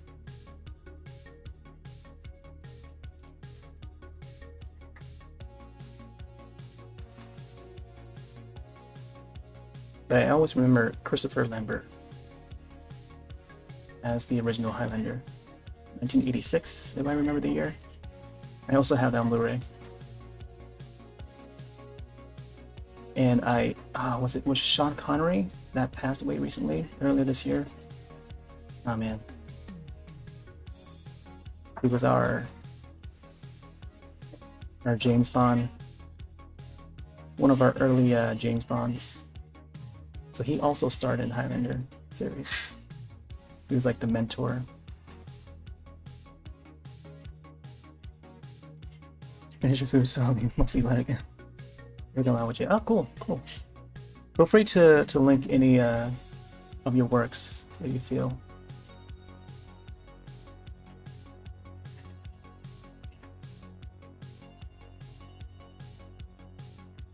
I like to see other folks' art as well.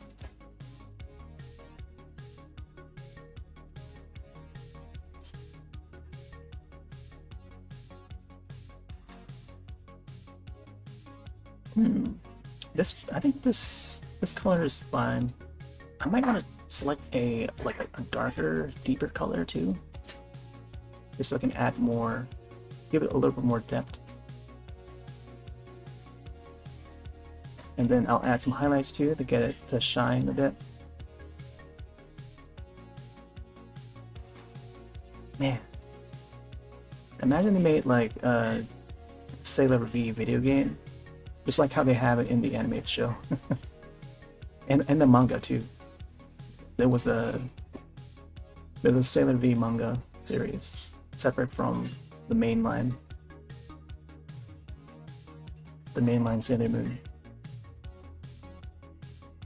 That would be so cool to see a game that you can just play as Sailor V. Oh, speaking of like Sailor Moon, so last night, as I was playing Monster Hunter Generations Ultimate, like there was Luna. Someone came into the lobby, and they had a Luna Calico. Oh, that was exciting. I need to make a clip of that, of me reacting to that. Oh man, that was exciting. I never thought I'd, be hunting and then like someone would have. Like I didn't think I would ever see that in game at all. So it was last night. That makes me even want to play the game even more because since it's like compatible with folks that have the Japanese version of the game. I'm started doing commissions on official basis from last Thursday. Oh, nice. Well, I hope it all goes well for you.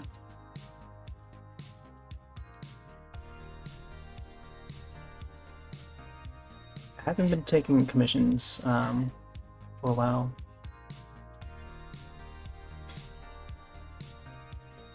I'm usually up for making like little graphics here and there, but not with this program though. I probably use Photoshop or something. I'm actually doing like real work.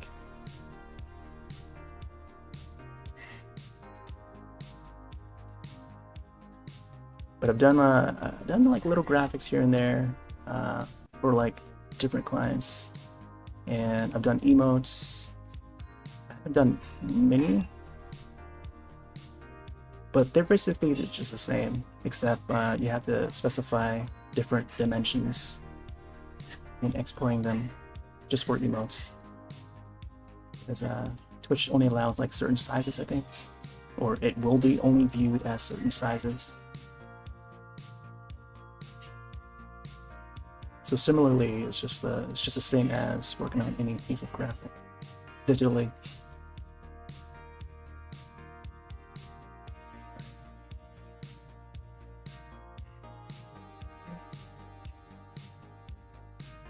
All right, let's go for another darker tone. Man, so the thing is that's missing in this program is like the burn tool and the dodge tool. I tend to use that a lot for like some of the coloring, and we don't have it in this. I gotta stick to the basics and just like change the colors.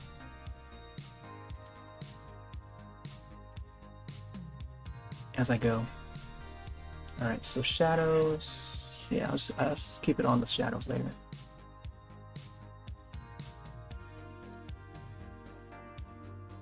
Let's change the opacity.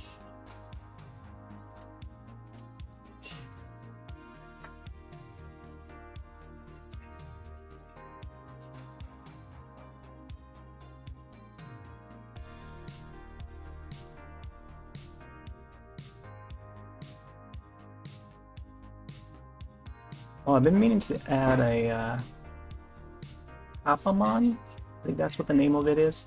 So like the Kapamon is like an avatar or pet that you can add to your streams. I'm thinking about adding that. But I really wish that they had the ability for us to add our own animations, like animated GIFs to upload for each like move set that it does, like each animation, like just have a separate animation for each, you know, each movement for our little avatar, right?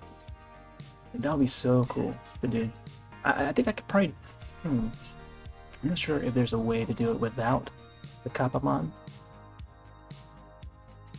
I gotta look at some of the options in my bot.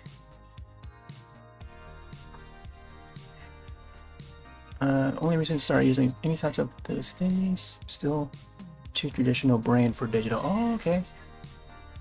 So you've done traditional and just now getting started on digital. If you like, it's a little related to what you're drawing.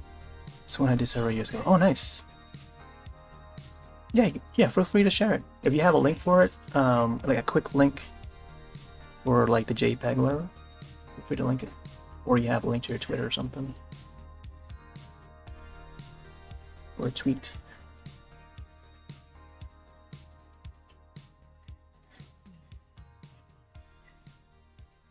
But yeah, I want to like maybe add like a little avatar character or something just to the screen. Because I've been brushing up on my animations lately, on my animation skills.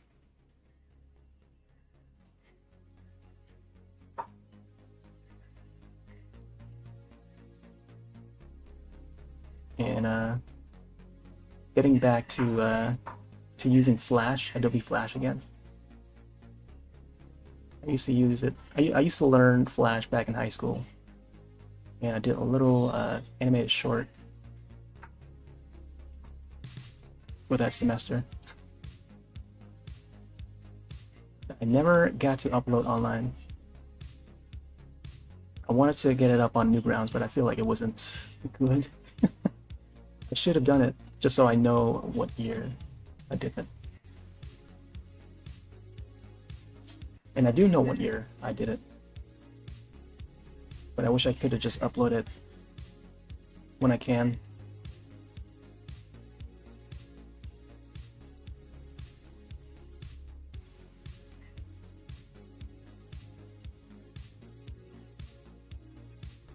But yeah, animating has been something that I always dreamed of doing. I wanted to be part of like an animation studio or something growing up. Like maybe part of Disney or something, but now knowing Disney is like, maybe I don't want to be part of that anymore.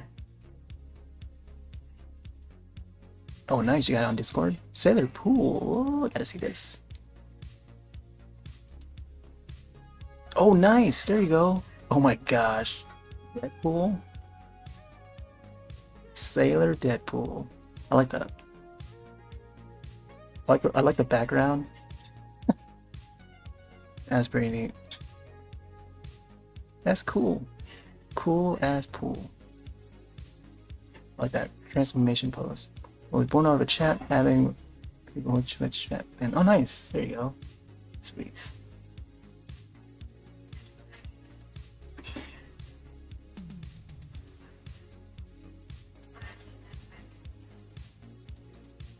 Oh man.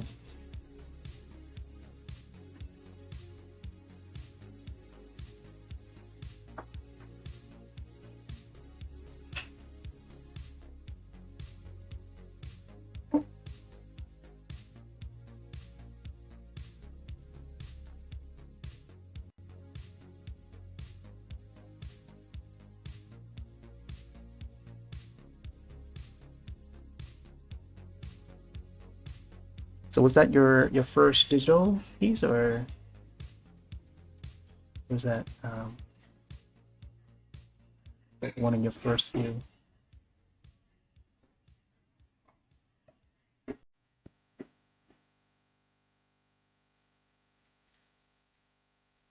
Oh wow, yeah, this definitely gave it a little bit more depth. Let's add some more shadows down here. Yeah, I like when like there's art pieces that have like different layers of colors, like different I don't know the correct terms, like different hues of the color. I always admired, like, especially when it comes to like Japanese animation, and there's like an art piece that has like multiple colors of a certain part. Like it's all in shading, I think.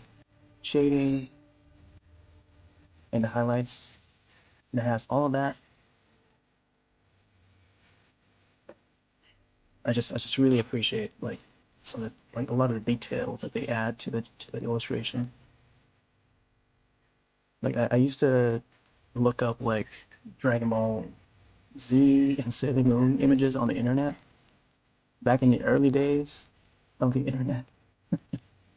Like me and my friends would look up some of our favorite shows and just print them out.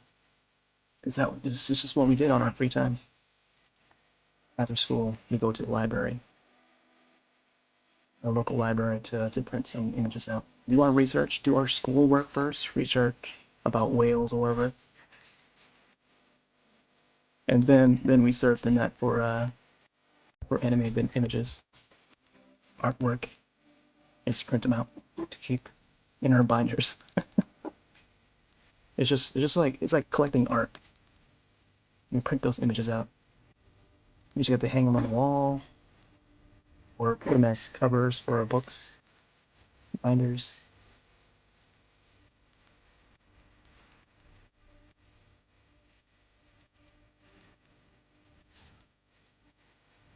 And that would be our like meetup place with like other friends who were into the shows as well. Roman Warriors, Sailor Moon, Dragon Ball, whatever was popular. Pokemon, like those were the main ones. Samurai Pizza Cats. Yep, remember the days. I do have a Dragon Ball one from last year. Oh, nice. I I still have my Dragon Ball Z drawings. I did some back in like 1999 or 1998, I want to say. It was seventh grade, and I had a friend in that same class that had Dragon Ball Z trading cards. No, no, not trading cards. Playing cards. And the playing cards would have like images of the characters on them.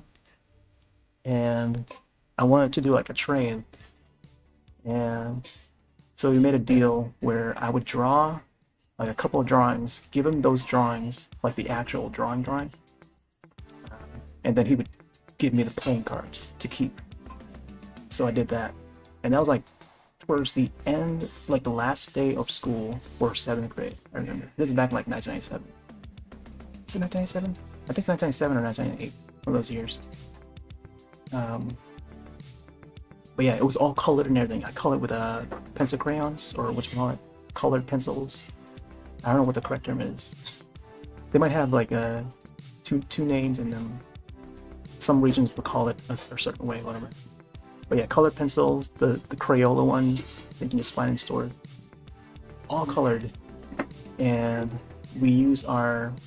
I wanted to make a copy of it, so I went to the school library that's inside the same building and printed it out, or make copies in black and white because we didn't have colored colored printers that time.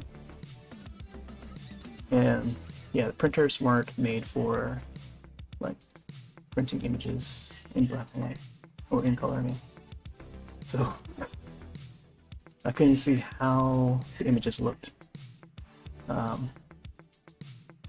But I only remember how they looked in my mind. But yeah, I did a really good job on that Goku. There was a Goku when he's grown up.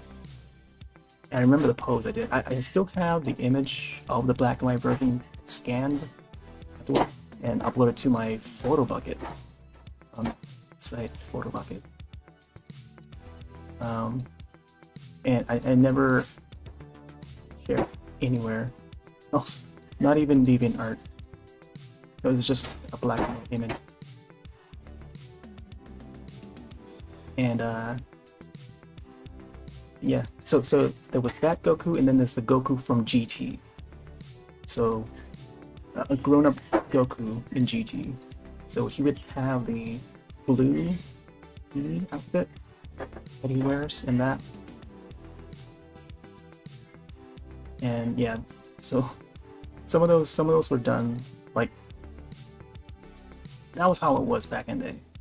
Like we draw them out digitally, no, not digitally, traditionally, and then we could scan it or make copies of it, and that's pretty much it. There were programs that we could use, but we didn't have access to the computer all that much. We could probably use the school's computer, but it was just too expensive to like own one for home use. Or like you could probably go to a friend's house and like bring out MS Paint or something. But it was, even then, it was just difficult to use MS Paint. And Photoshop was in its early days. There was so back in like 2000, 2001, MS Paint, Adobe Photoshop, I believe it's like Adobe Photoshop like 6 or 7 or 5, 6, 7, one of those numbers at that in that year. And then it was also Coral who made Paint Shop Pro. I feel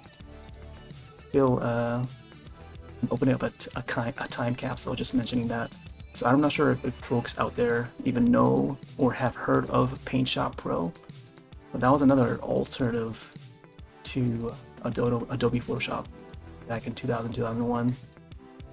So I used to use both of those, or 3 of those if I want to count MS Paint.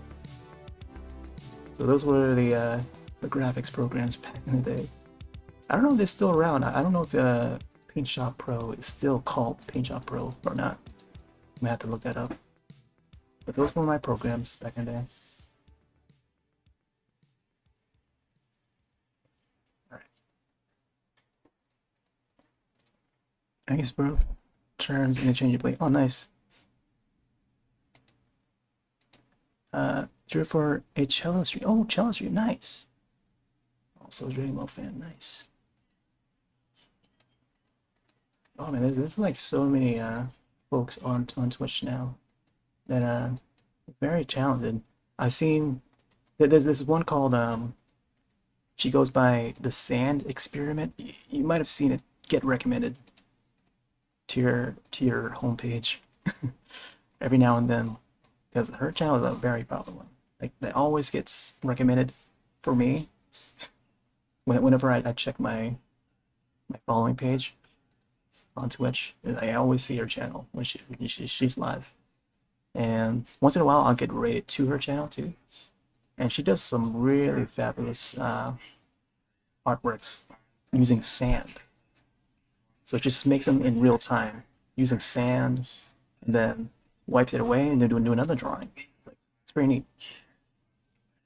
All right, I might have to mute my mic for a bit.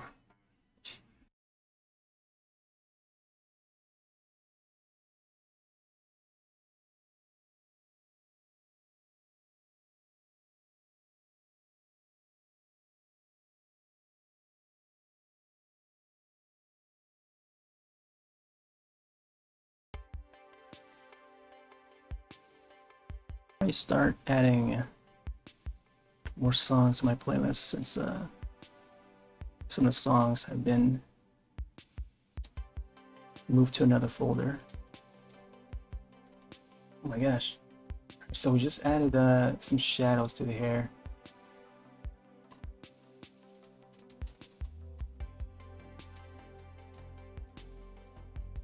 think I would say like maybe another 40 minutes I should be able to finish this. Finally get some backgrounds in there. Some simple backgrounds. Alright, let's add... I want to add the monster soundtrack. Instrumental version.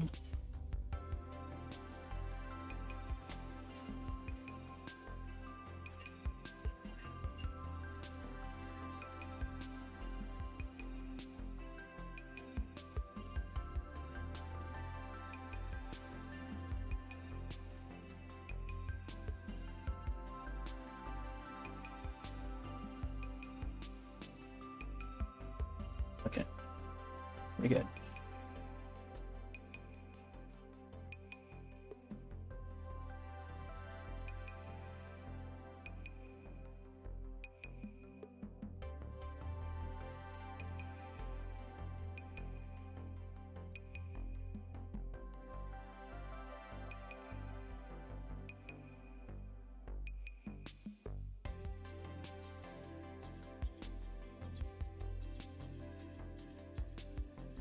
I add some more shadows to her hair, and then I'll probably start getting on the highlights.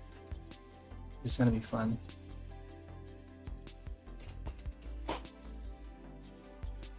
Yeah, sand art is pretty cool. I remember watching some music videos that were done with sand art. Ooh. Yeah, I don't recall any music videos that had some sand in there.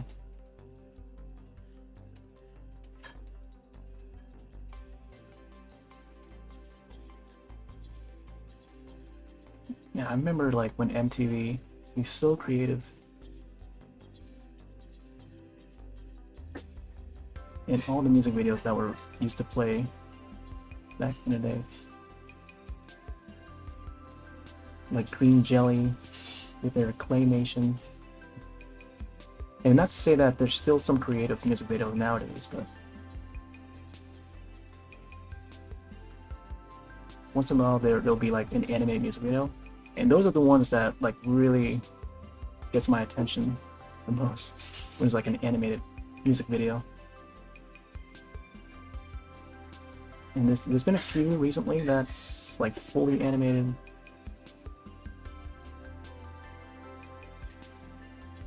It's always neat to watch.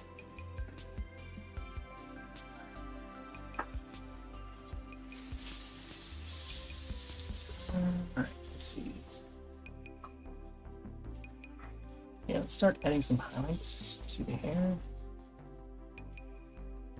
Oh my gosh, why is the highlights at the bottom? Okay.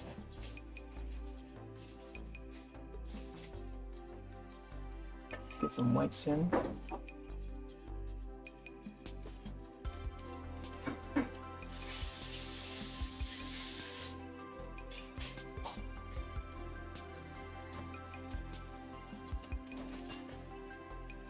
I just want to add this layer of shine to the hair. Not too much, but like just enough that you can see the shine on it.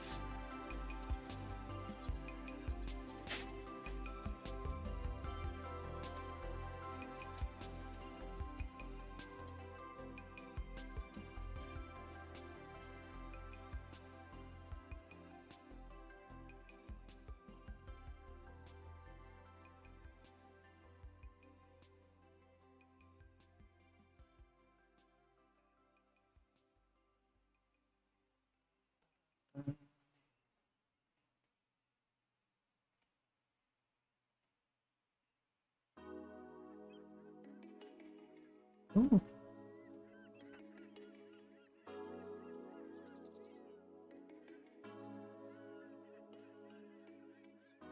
Oh yeah, I want to make sure that I save this before I forget. Let's get it to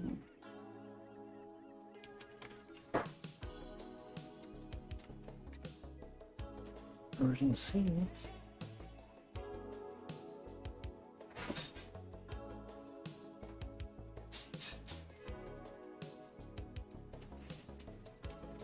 Also, another cool thing about this program is that you can record your sessions.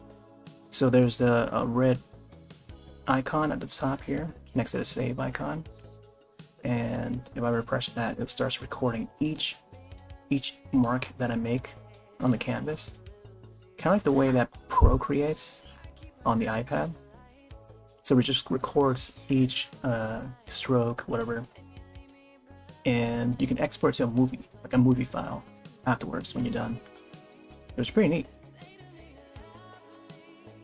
I've only used it like once or twice, but it just takes a while to like export and all that.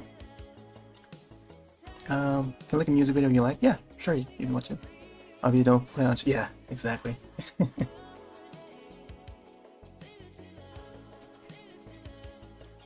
Yeah, I usually try to stray away from like the popular artists that I think would be picked up by the DMCA. Yeah, I think they just added that to the CSP recently. Replay function. Oh, okay. Yeah, there's a replay. You can view the entire thing. But I tend to just take the VODs of these streams and just like, you know, speed up the video. And I do intend on turning this drawing into a speed art video, and then, you know, putting it up to my YouTube afterwards. I was supposed to do that for my other drawings too. I did one for Bulbasaur, I think. Bulbasaur was the first one I did. And there were a few other drawings. Oh my gosh, that just reminded me. I also have a slideshow. Let's see if I can bring it up. There you go. So this is a slideshow of all the drawings that I've done in Drawpile so far. They're just like little doodles, little, you know, my first one here. These koalas, these are my first ever. I joined a, I'm not sure if you're familiar with Lynn Valen. She's also an art streamer on Twitch. And we joined her Drawpile session and I drew those koalas. In partition of like the Australian fire mishap that happened recently. I think it was like late last year or something like that, when Australia caught on fire, and we just made that in dedication to that event. But you can see all these different characters. There was My Valentine from Yu-Gi-Oh! This is Mira from Animal Crossing, and so on. Rocco's Modern Life, you saw earlier. Yeah, those koalas. Yeah, koalas, that's from the Noozles. It used to air on Nick Jr. back in like 1990, 1991.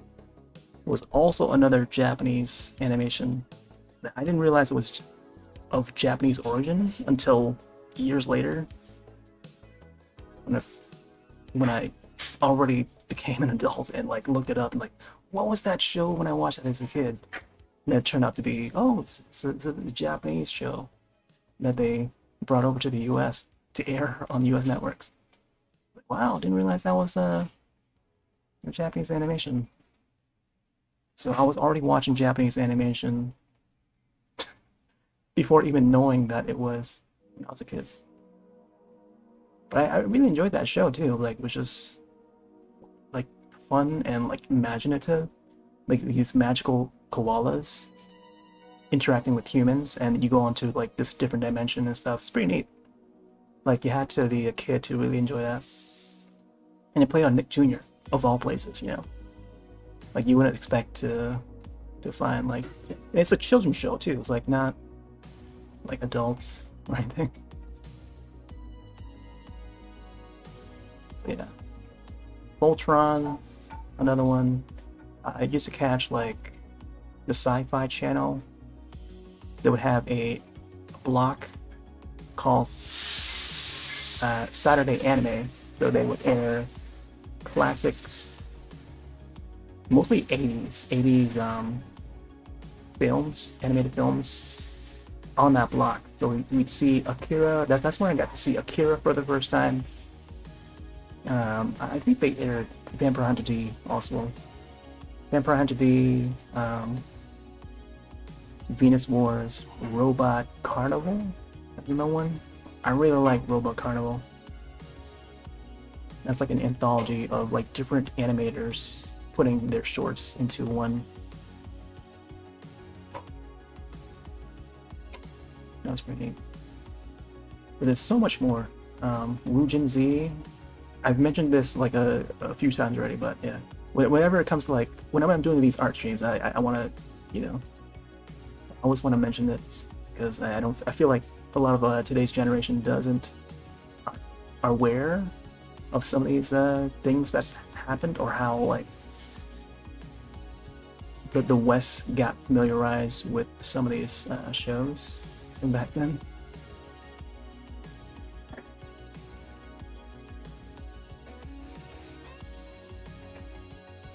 But yeah, it's part of history. Like I tend to mention it from now and then. Same with Crayon Shin. Oh yeah, Shin-chan. I never got to watch much Shin-chan. Yeah, that's always a comedic one to watch. I don't know if it's still relevant now, or whether or not they still make any new ones.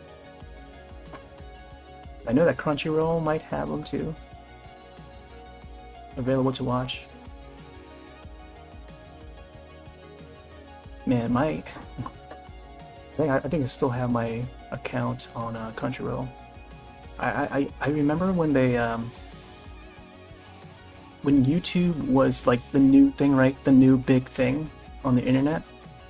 I used to see comments in YouTube, like videos, like there would be comments that say, "Oh yeah, visit this site, don't watch anime," and Crunchyroll would be in that URL, right? So that's how I found out about Crunchyroll. It's like these YouTube comments on like the most popular video of that day. So it would be random people just like advertising. I think that's what they probably did too, right? They would have the team and people that are friends of that team to like help spread the word of Crunchyroll. That was like, you know, still in its early infant stage. And now it's like one of the, you know, most popular places to even watch anime.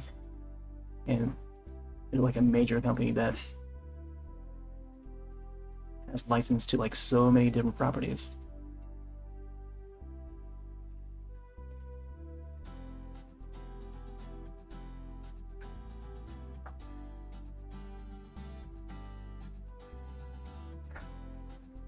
Alright, let's see. Let's add a little bit more. Make this part a little more brighter.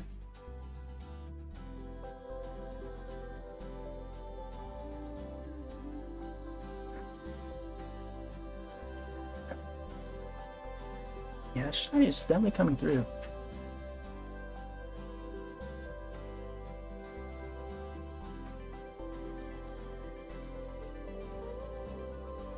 Yeah, that character looked more sketchy. Yeah, it did look sketchy. Like, is this site for real?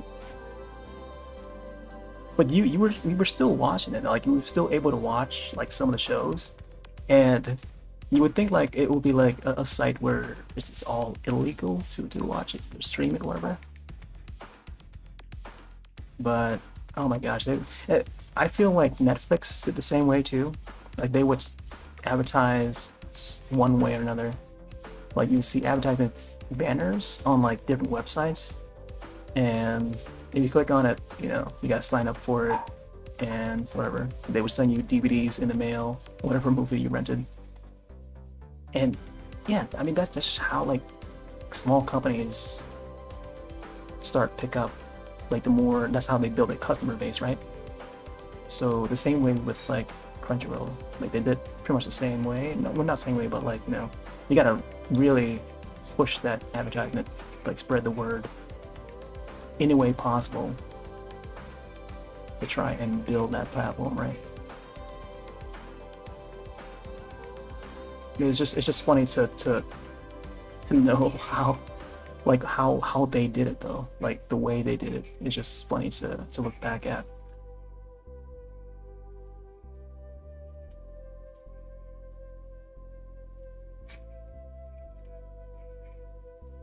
And if I were to log back into Crunchyroll right now and using my original screen name or account login and look at the account that the date that I signed up at, probably would have been, I think, 2006, I think, because that's the same year that I had my YouTube account too.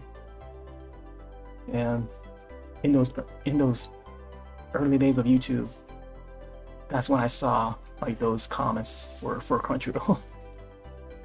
So it's probably the same year, just later in the year.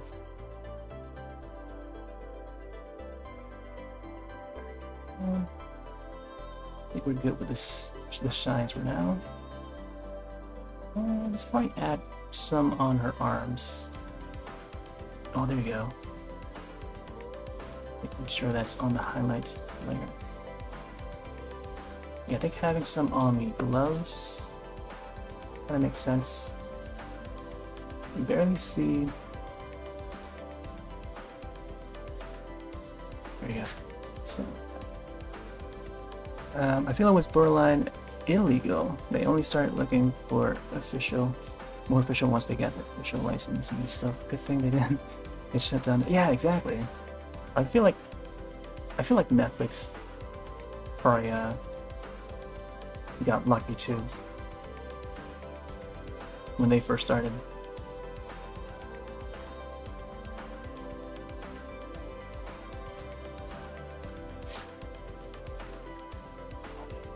Because once you gain enough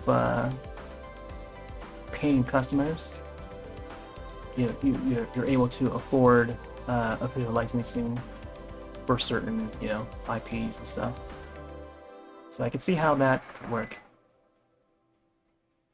Alright, let's get some highlights on the rest of her suit.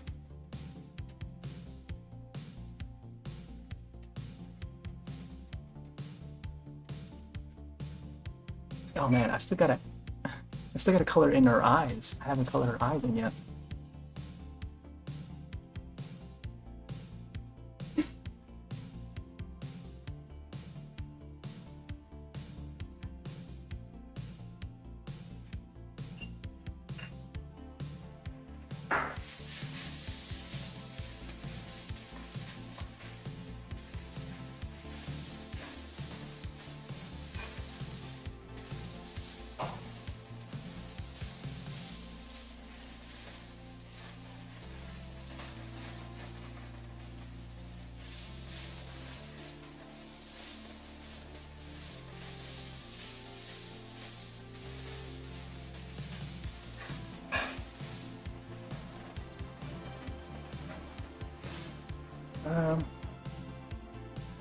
Yeah, it's where you're from. I'm from the East Coast, Massachusetts to be exact. So it's really late over on my end. But I want to try and aim. Oh man, I should probably like start finishing this up, huh?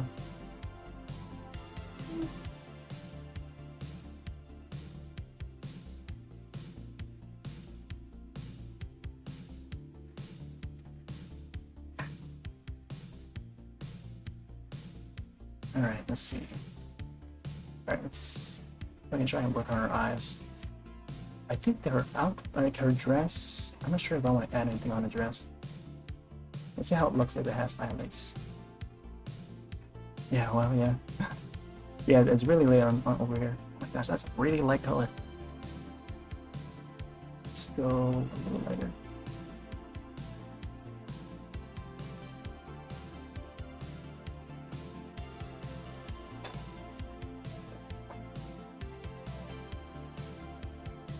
Yeah, I'm not sure about this dress. That's why I was wondering. It sounded like someone's doing something in the kitchen or something. I was like, ah. Yeah, no. We have folks that works different shifts and stuff.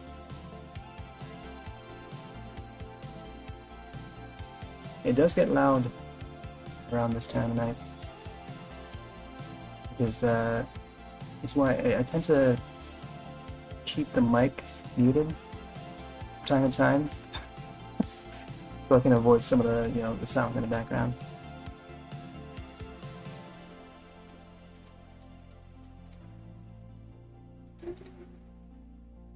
Sometimes you might hear folks just yelling at a distance, like a far distance, just yelling for whatever reason. It may pick up on the mic.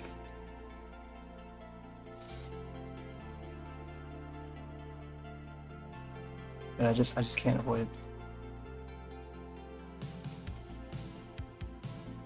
Yeah, I think I haven't some of these highlights. Maybe not too much. Yeah, just like little strings.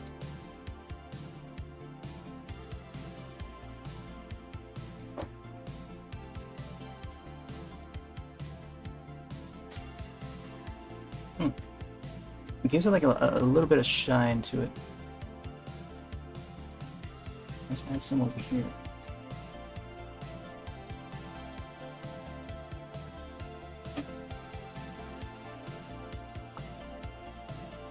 Yeah, they're all family. You got a sister, I gotta babysit.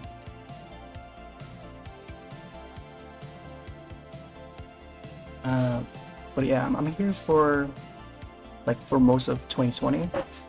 Like towards the end of 2020, I had to relocate just to help family members and stuff. But pretty soon I might have to go back to my other location, where I'd be in my room. My room's pretty small, but you'd see like my shelf where I have all my media, all my movies and games in the background, I think. So once I have my computer set up over there, I think I might have to reposition the camera to have my shelf in the background, so we'll see. I actually just added the webcam as part of the stream earlier this year. Like all these years of streaming, I've been streaming for over 10 years, by the way. If you want to count this year, it'd probably be like 13 years that I've been streaming to the internet, like just focusing on video games in general. But I've been pretty much all over the place, even before Twitch existed. If you have a better Twitch TV, you can click on my username in the user list and you'll find that my account was made back in 2008. Yeah. Random yelling to a mic, right?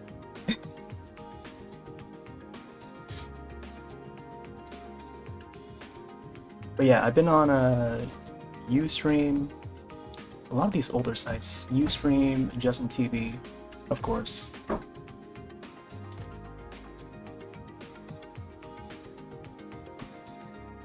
And a whole mess of sites. There's like so many sites out there that used to be,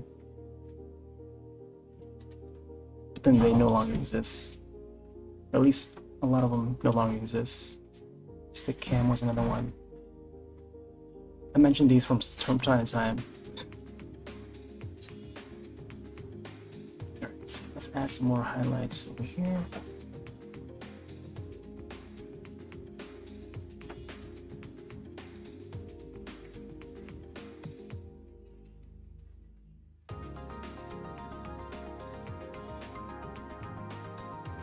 I may want to mute my mic.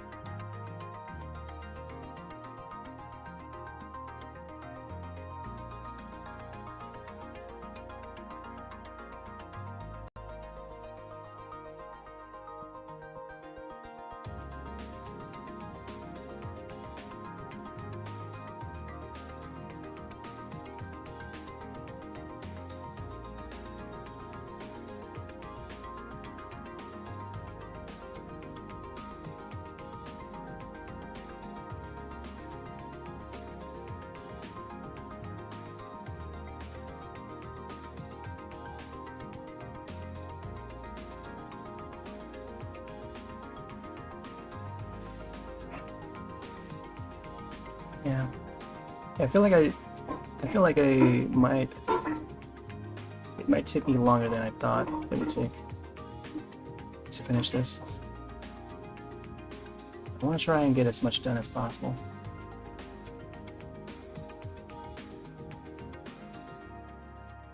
Alright, let's see. I'm trying to remember what color were her eyes. Oh my gosh. I should probably look it up. I think they were blue. Oh my gosh. All my devices are running out of battery. Let's just start coloring her eyes a bit.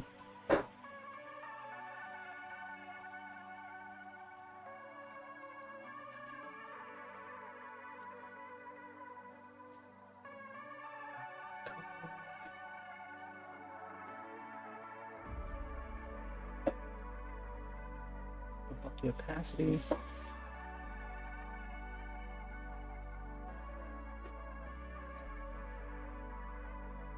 Finally, we get the color of her eyes.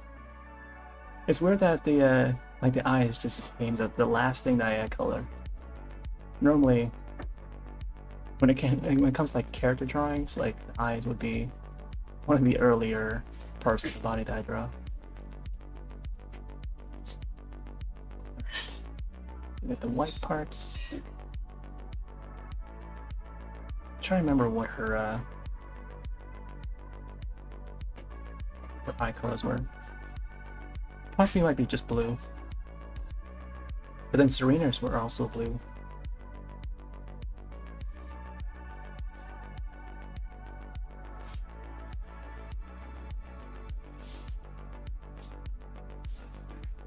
Yeah, I guess they're blue. Let's go with the same color that I have for her dress.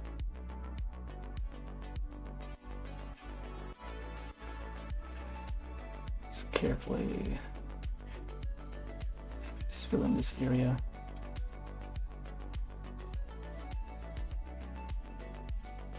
Oh, that's a really dark, like a really deep blue.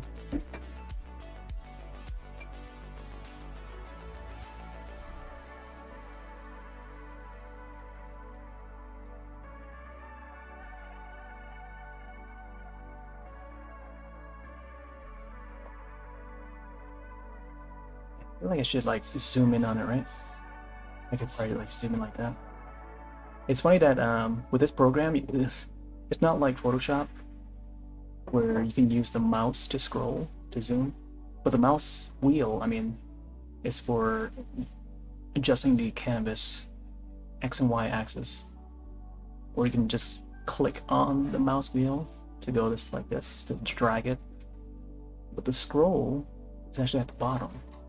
Like to zoom in, I mean, and you can scroll on that bar to adjust the size of the canvas. Alright, let's see.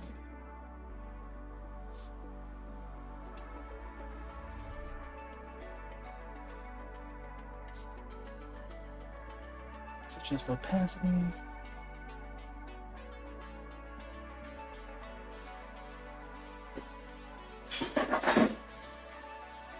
Oh my gosh.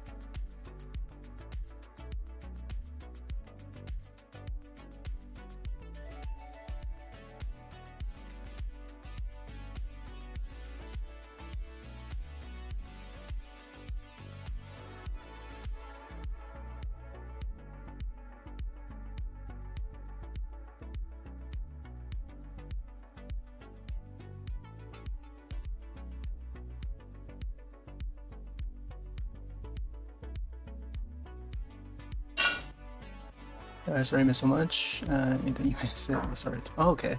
Yeah, no problem. No, I was just mentioning how I had to figure out what her eye color was, and it turned out to be blue. Which I assumed it was also, so. Have I mentioned anything else? Let's see. Let's get the opacity up. You can barely see this white. Some highlights to her eyes. This would be interesting because I don't usually normally do my anime eyes like this.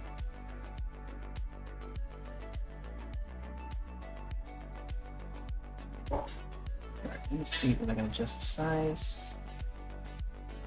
I feel like it's just way too sharp of color. You know, let me actually bring it down a bit. It's a little bit too bright. There you go, something like that, maybe. It's gonna have that shine, that anime eye shine.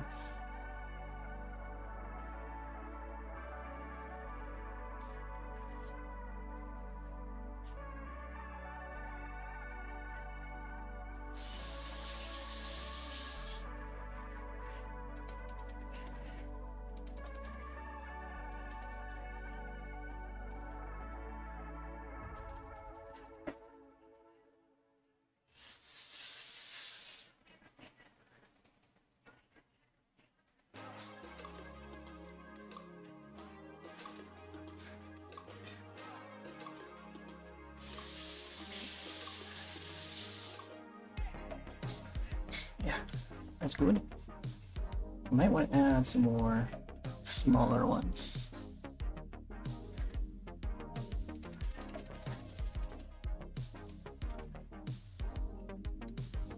My gosh, can't even, it's like the cursor's so small that I can't even see where it is on the candles.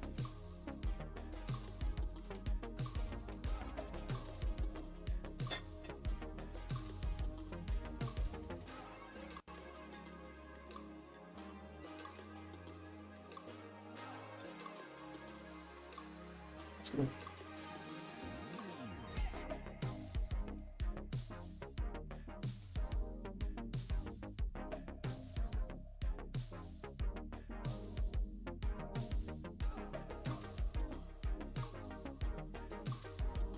Couple more dots to the eyes. Good. Yeah. I'll just keep it like that for now, I think. It's good enough.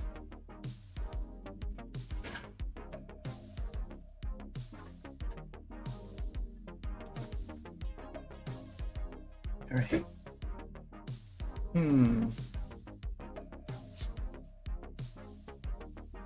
See if there's anything else I'm missing. I feel like I've covered most of the stuff. Oh, this, she also has a bow on her back. Like at the back of her waist. I forgot about that. Oh man. Alright, let me see. Let's add it real quick. Then we can get going on the backgrounds. Let's see, R1, R2. Oh my gosh. Okay, so originally, I didn't even have Sailor Venus. Or Sailor V. Originally, it was Tuxedo Mask, actually. So, let me see if I can disable her. Oh my gosh, this actually looks pretty cool. Just having the shadows and the highlights only. It's pretty neat art style. I like that. Slowly removing each layer. Okay, so Sailor V. Originally I did have Sailor V in mind, but then the first one I drew, or the second character I drew, was actually Tuxedo Mask. So he was gonna be the second character, but then I feel like he would have been like a much bigger character, standing next to Guyver.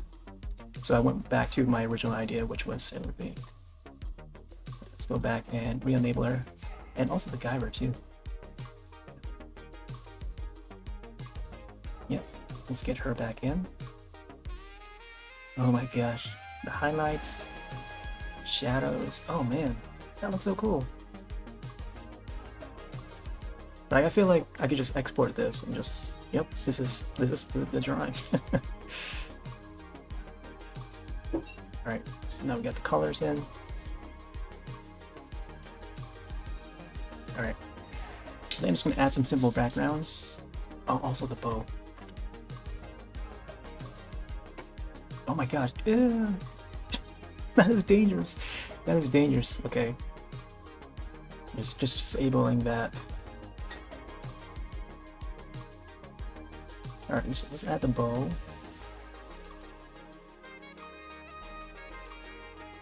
I think the bow is somewhere. It's gonna be somewhere over here.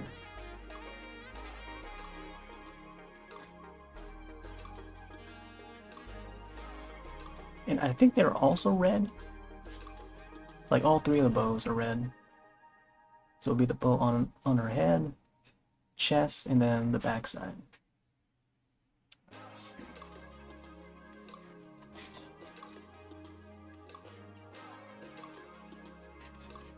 Oh.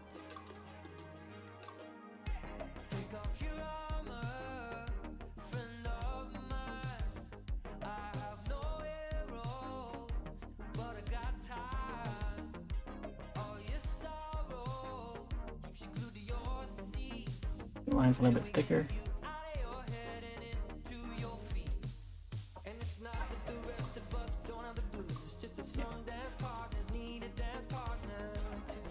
Okay, so now let's color that in.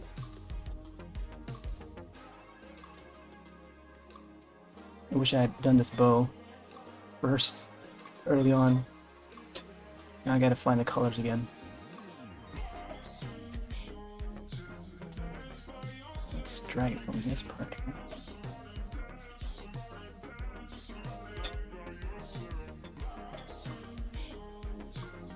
Alright, let's get these in. Yeah, I think this is the right color.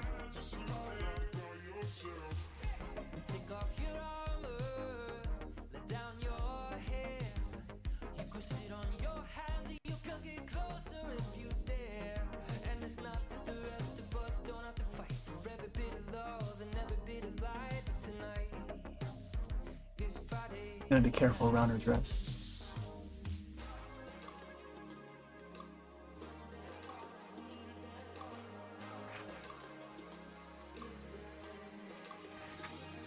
Oh man.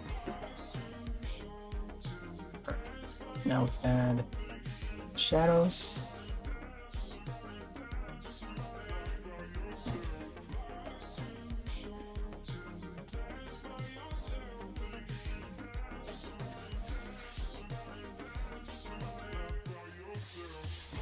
And what's also tough is that you can't select. There's no what's that tool in Photoshop? Like you can't select like a certain area or color. I forgot what that tool is called. But yeah, you have to do like everything just manually. This is like pretty much as basic as it can get.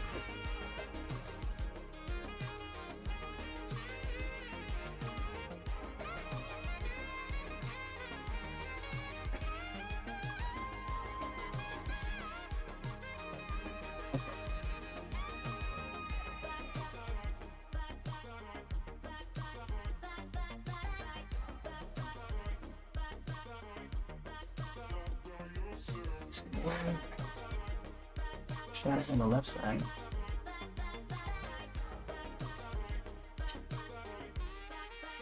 Just give it a more rounder look to it.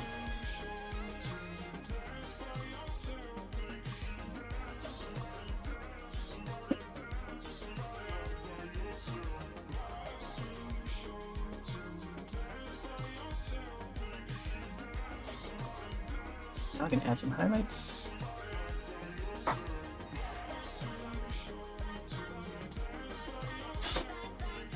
It's gonna be a lighter color, of course.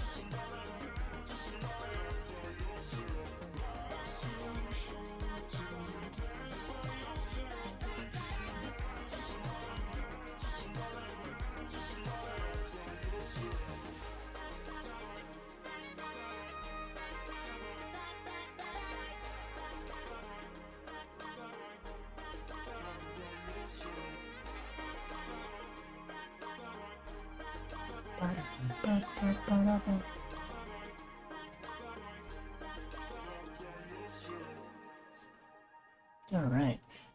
It's coming together.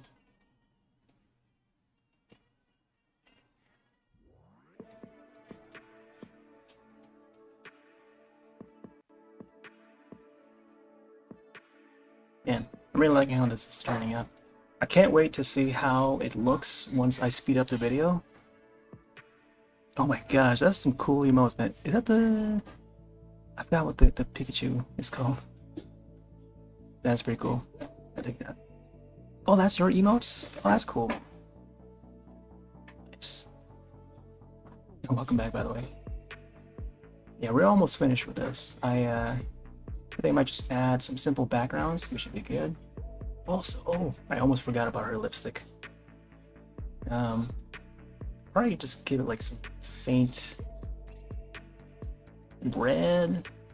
I want to try like a red one, red or like magenta or something. Should probably add it as a color layer. Yeah, just add it to the color layer. Just a smidge. Yeah, it's tough to see where the cursor is.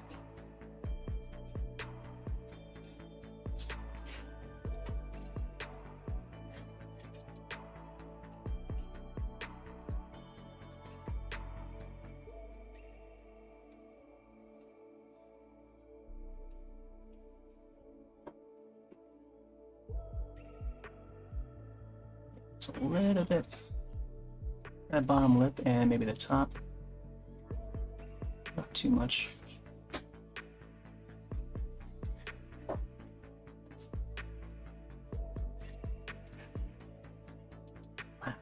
Looking like a starlet.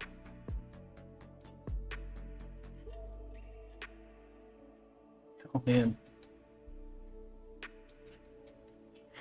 Alright, let's add highlight to those lips.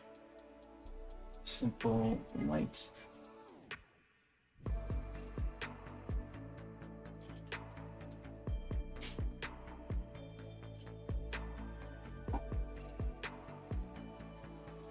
Oh my gosh.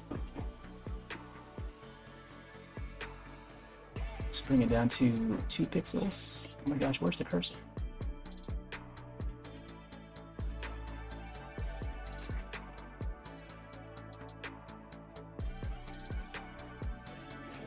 Okay. That's good.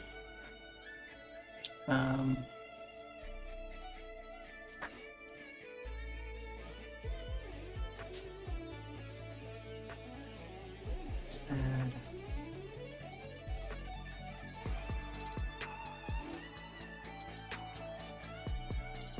TK.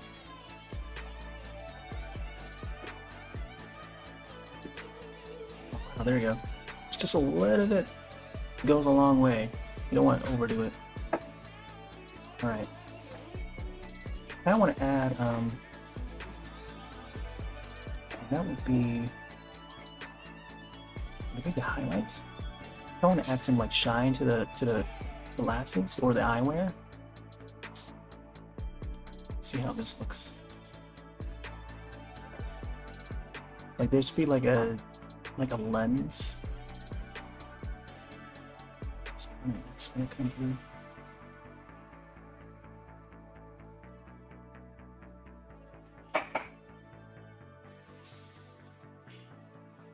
Yeah, that's good enough.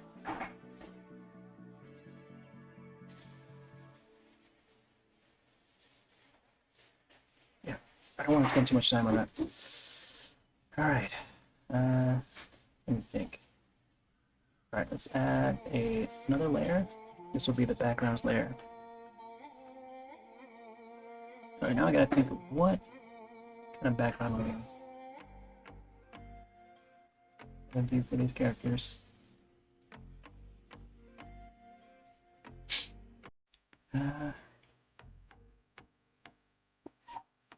It seems like a simple shape. So I want to choose like the right color for these characters too. Let's try this one. Let's try a variety of characters or colors in here. See what works.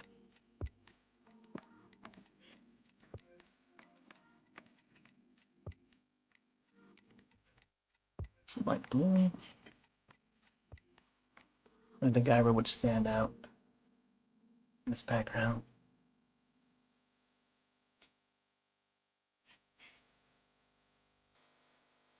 And then, yeah, I'll make another layer. This will be background for this character. I think, I don't know what color to use for. Let's try this color.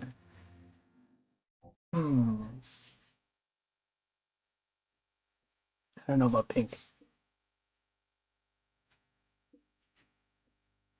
Sure about pink.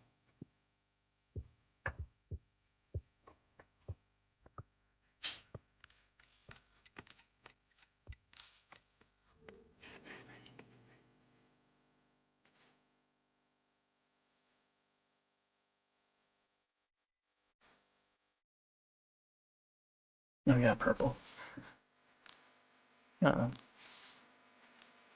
Oh, what if the colors were swapped?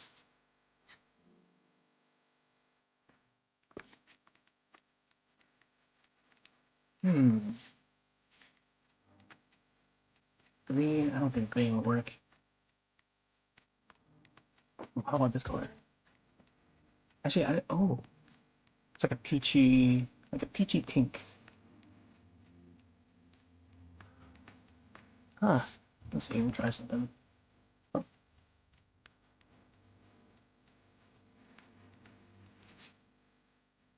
Yeah, how about having it on top, but also showing the other colors too?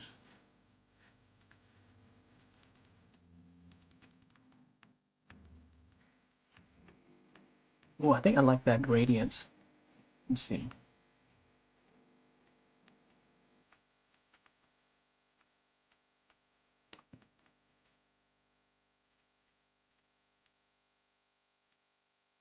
Yeah, something like that.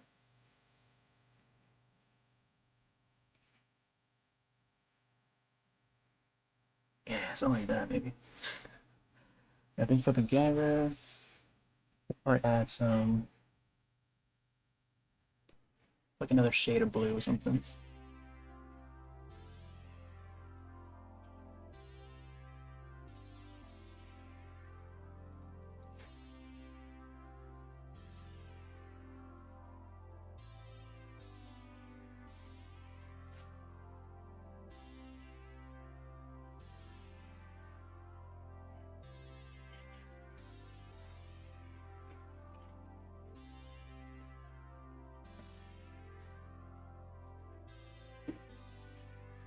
These are very pastel colors in the background. Alright, let me see if I can bring back this color here. Gotta make it look like the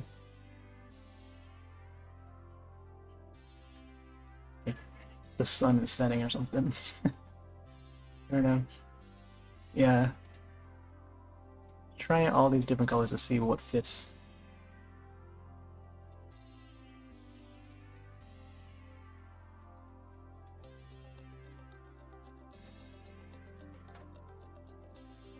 Man. I would probably give these. Oh, you know what? I could probably try different textures. Like different brushes. It's not many choices. Oh. I can give some circles. Some circle patterns.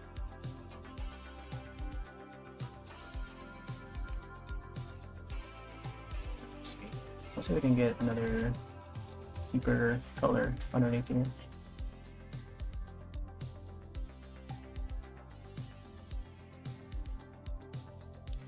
Now let's combine it with some purples.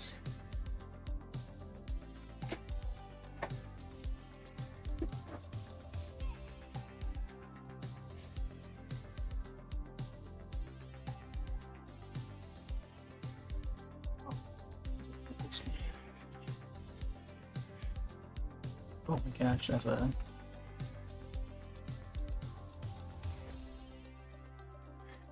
Yeah, this one's a lot smoother.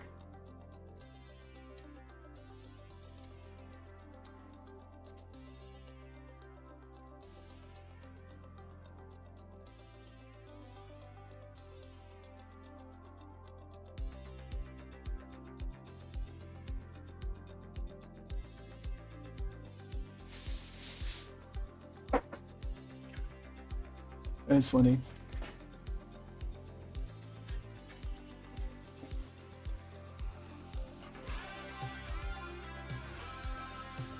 Let's get some more Scion back.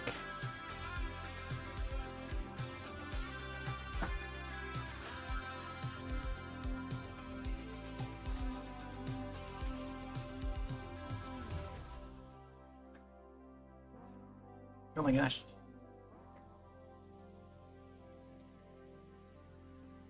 I'm not sure if that's the right purple to use.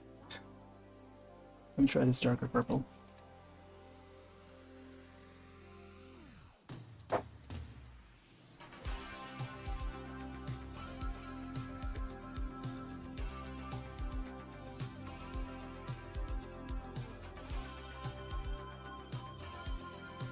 On background layer.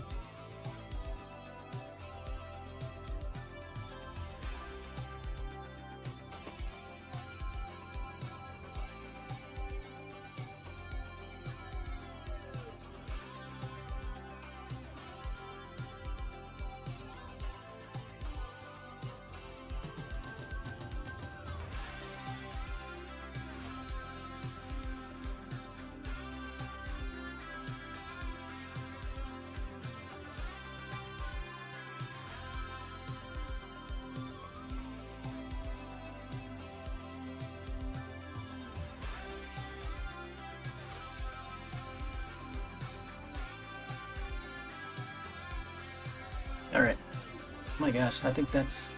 I think this is good enough. Oh man. Alright, we got the backgrounds in. Simple background. Nothing too fancy. Nothing too fancy.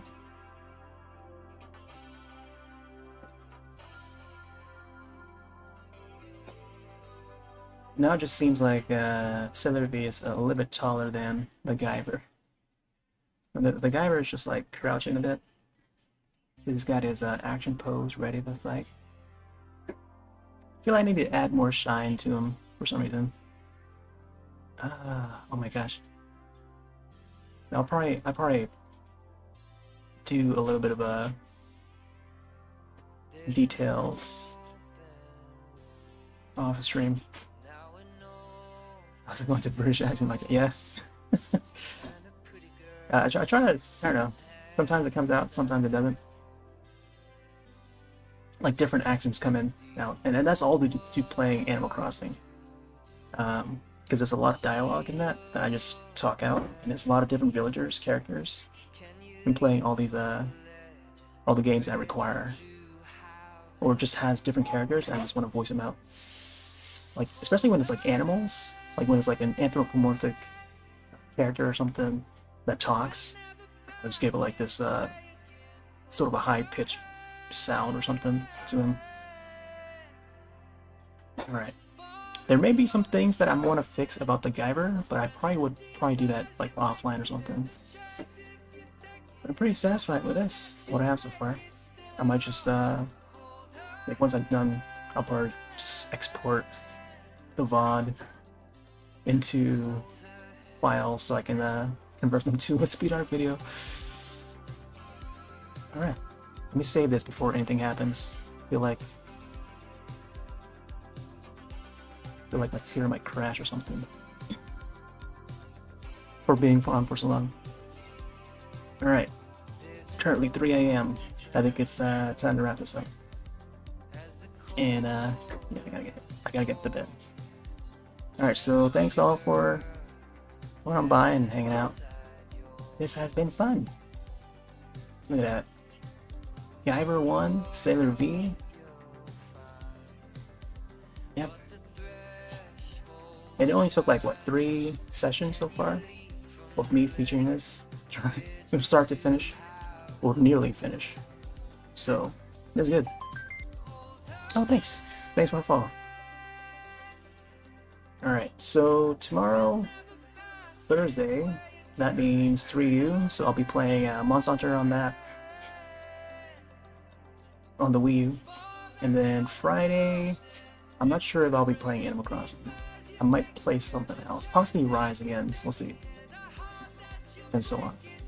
So yeah, I do have a schedule that I'm trying to follow. So yeah, I try to keep it, to that schedule as much as possible. All right, so yeah, this is it.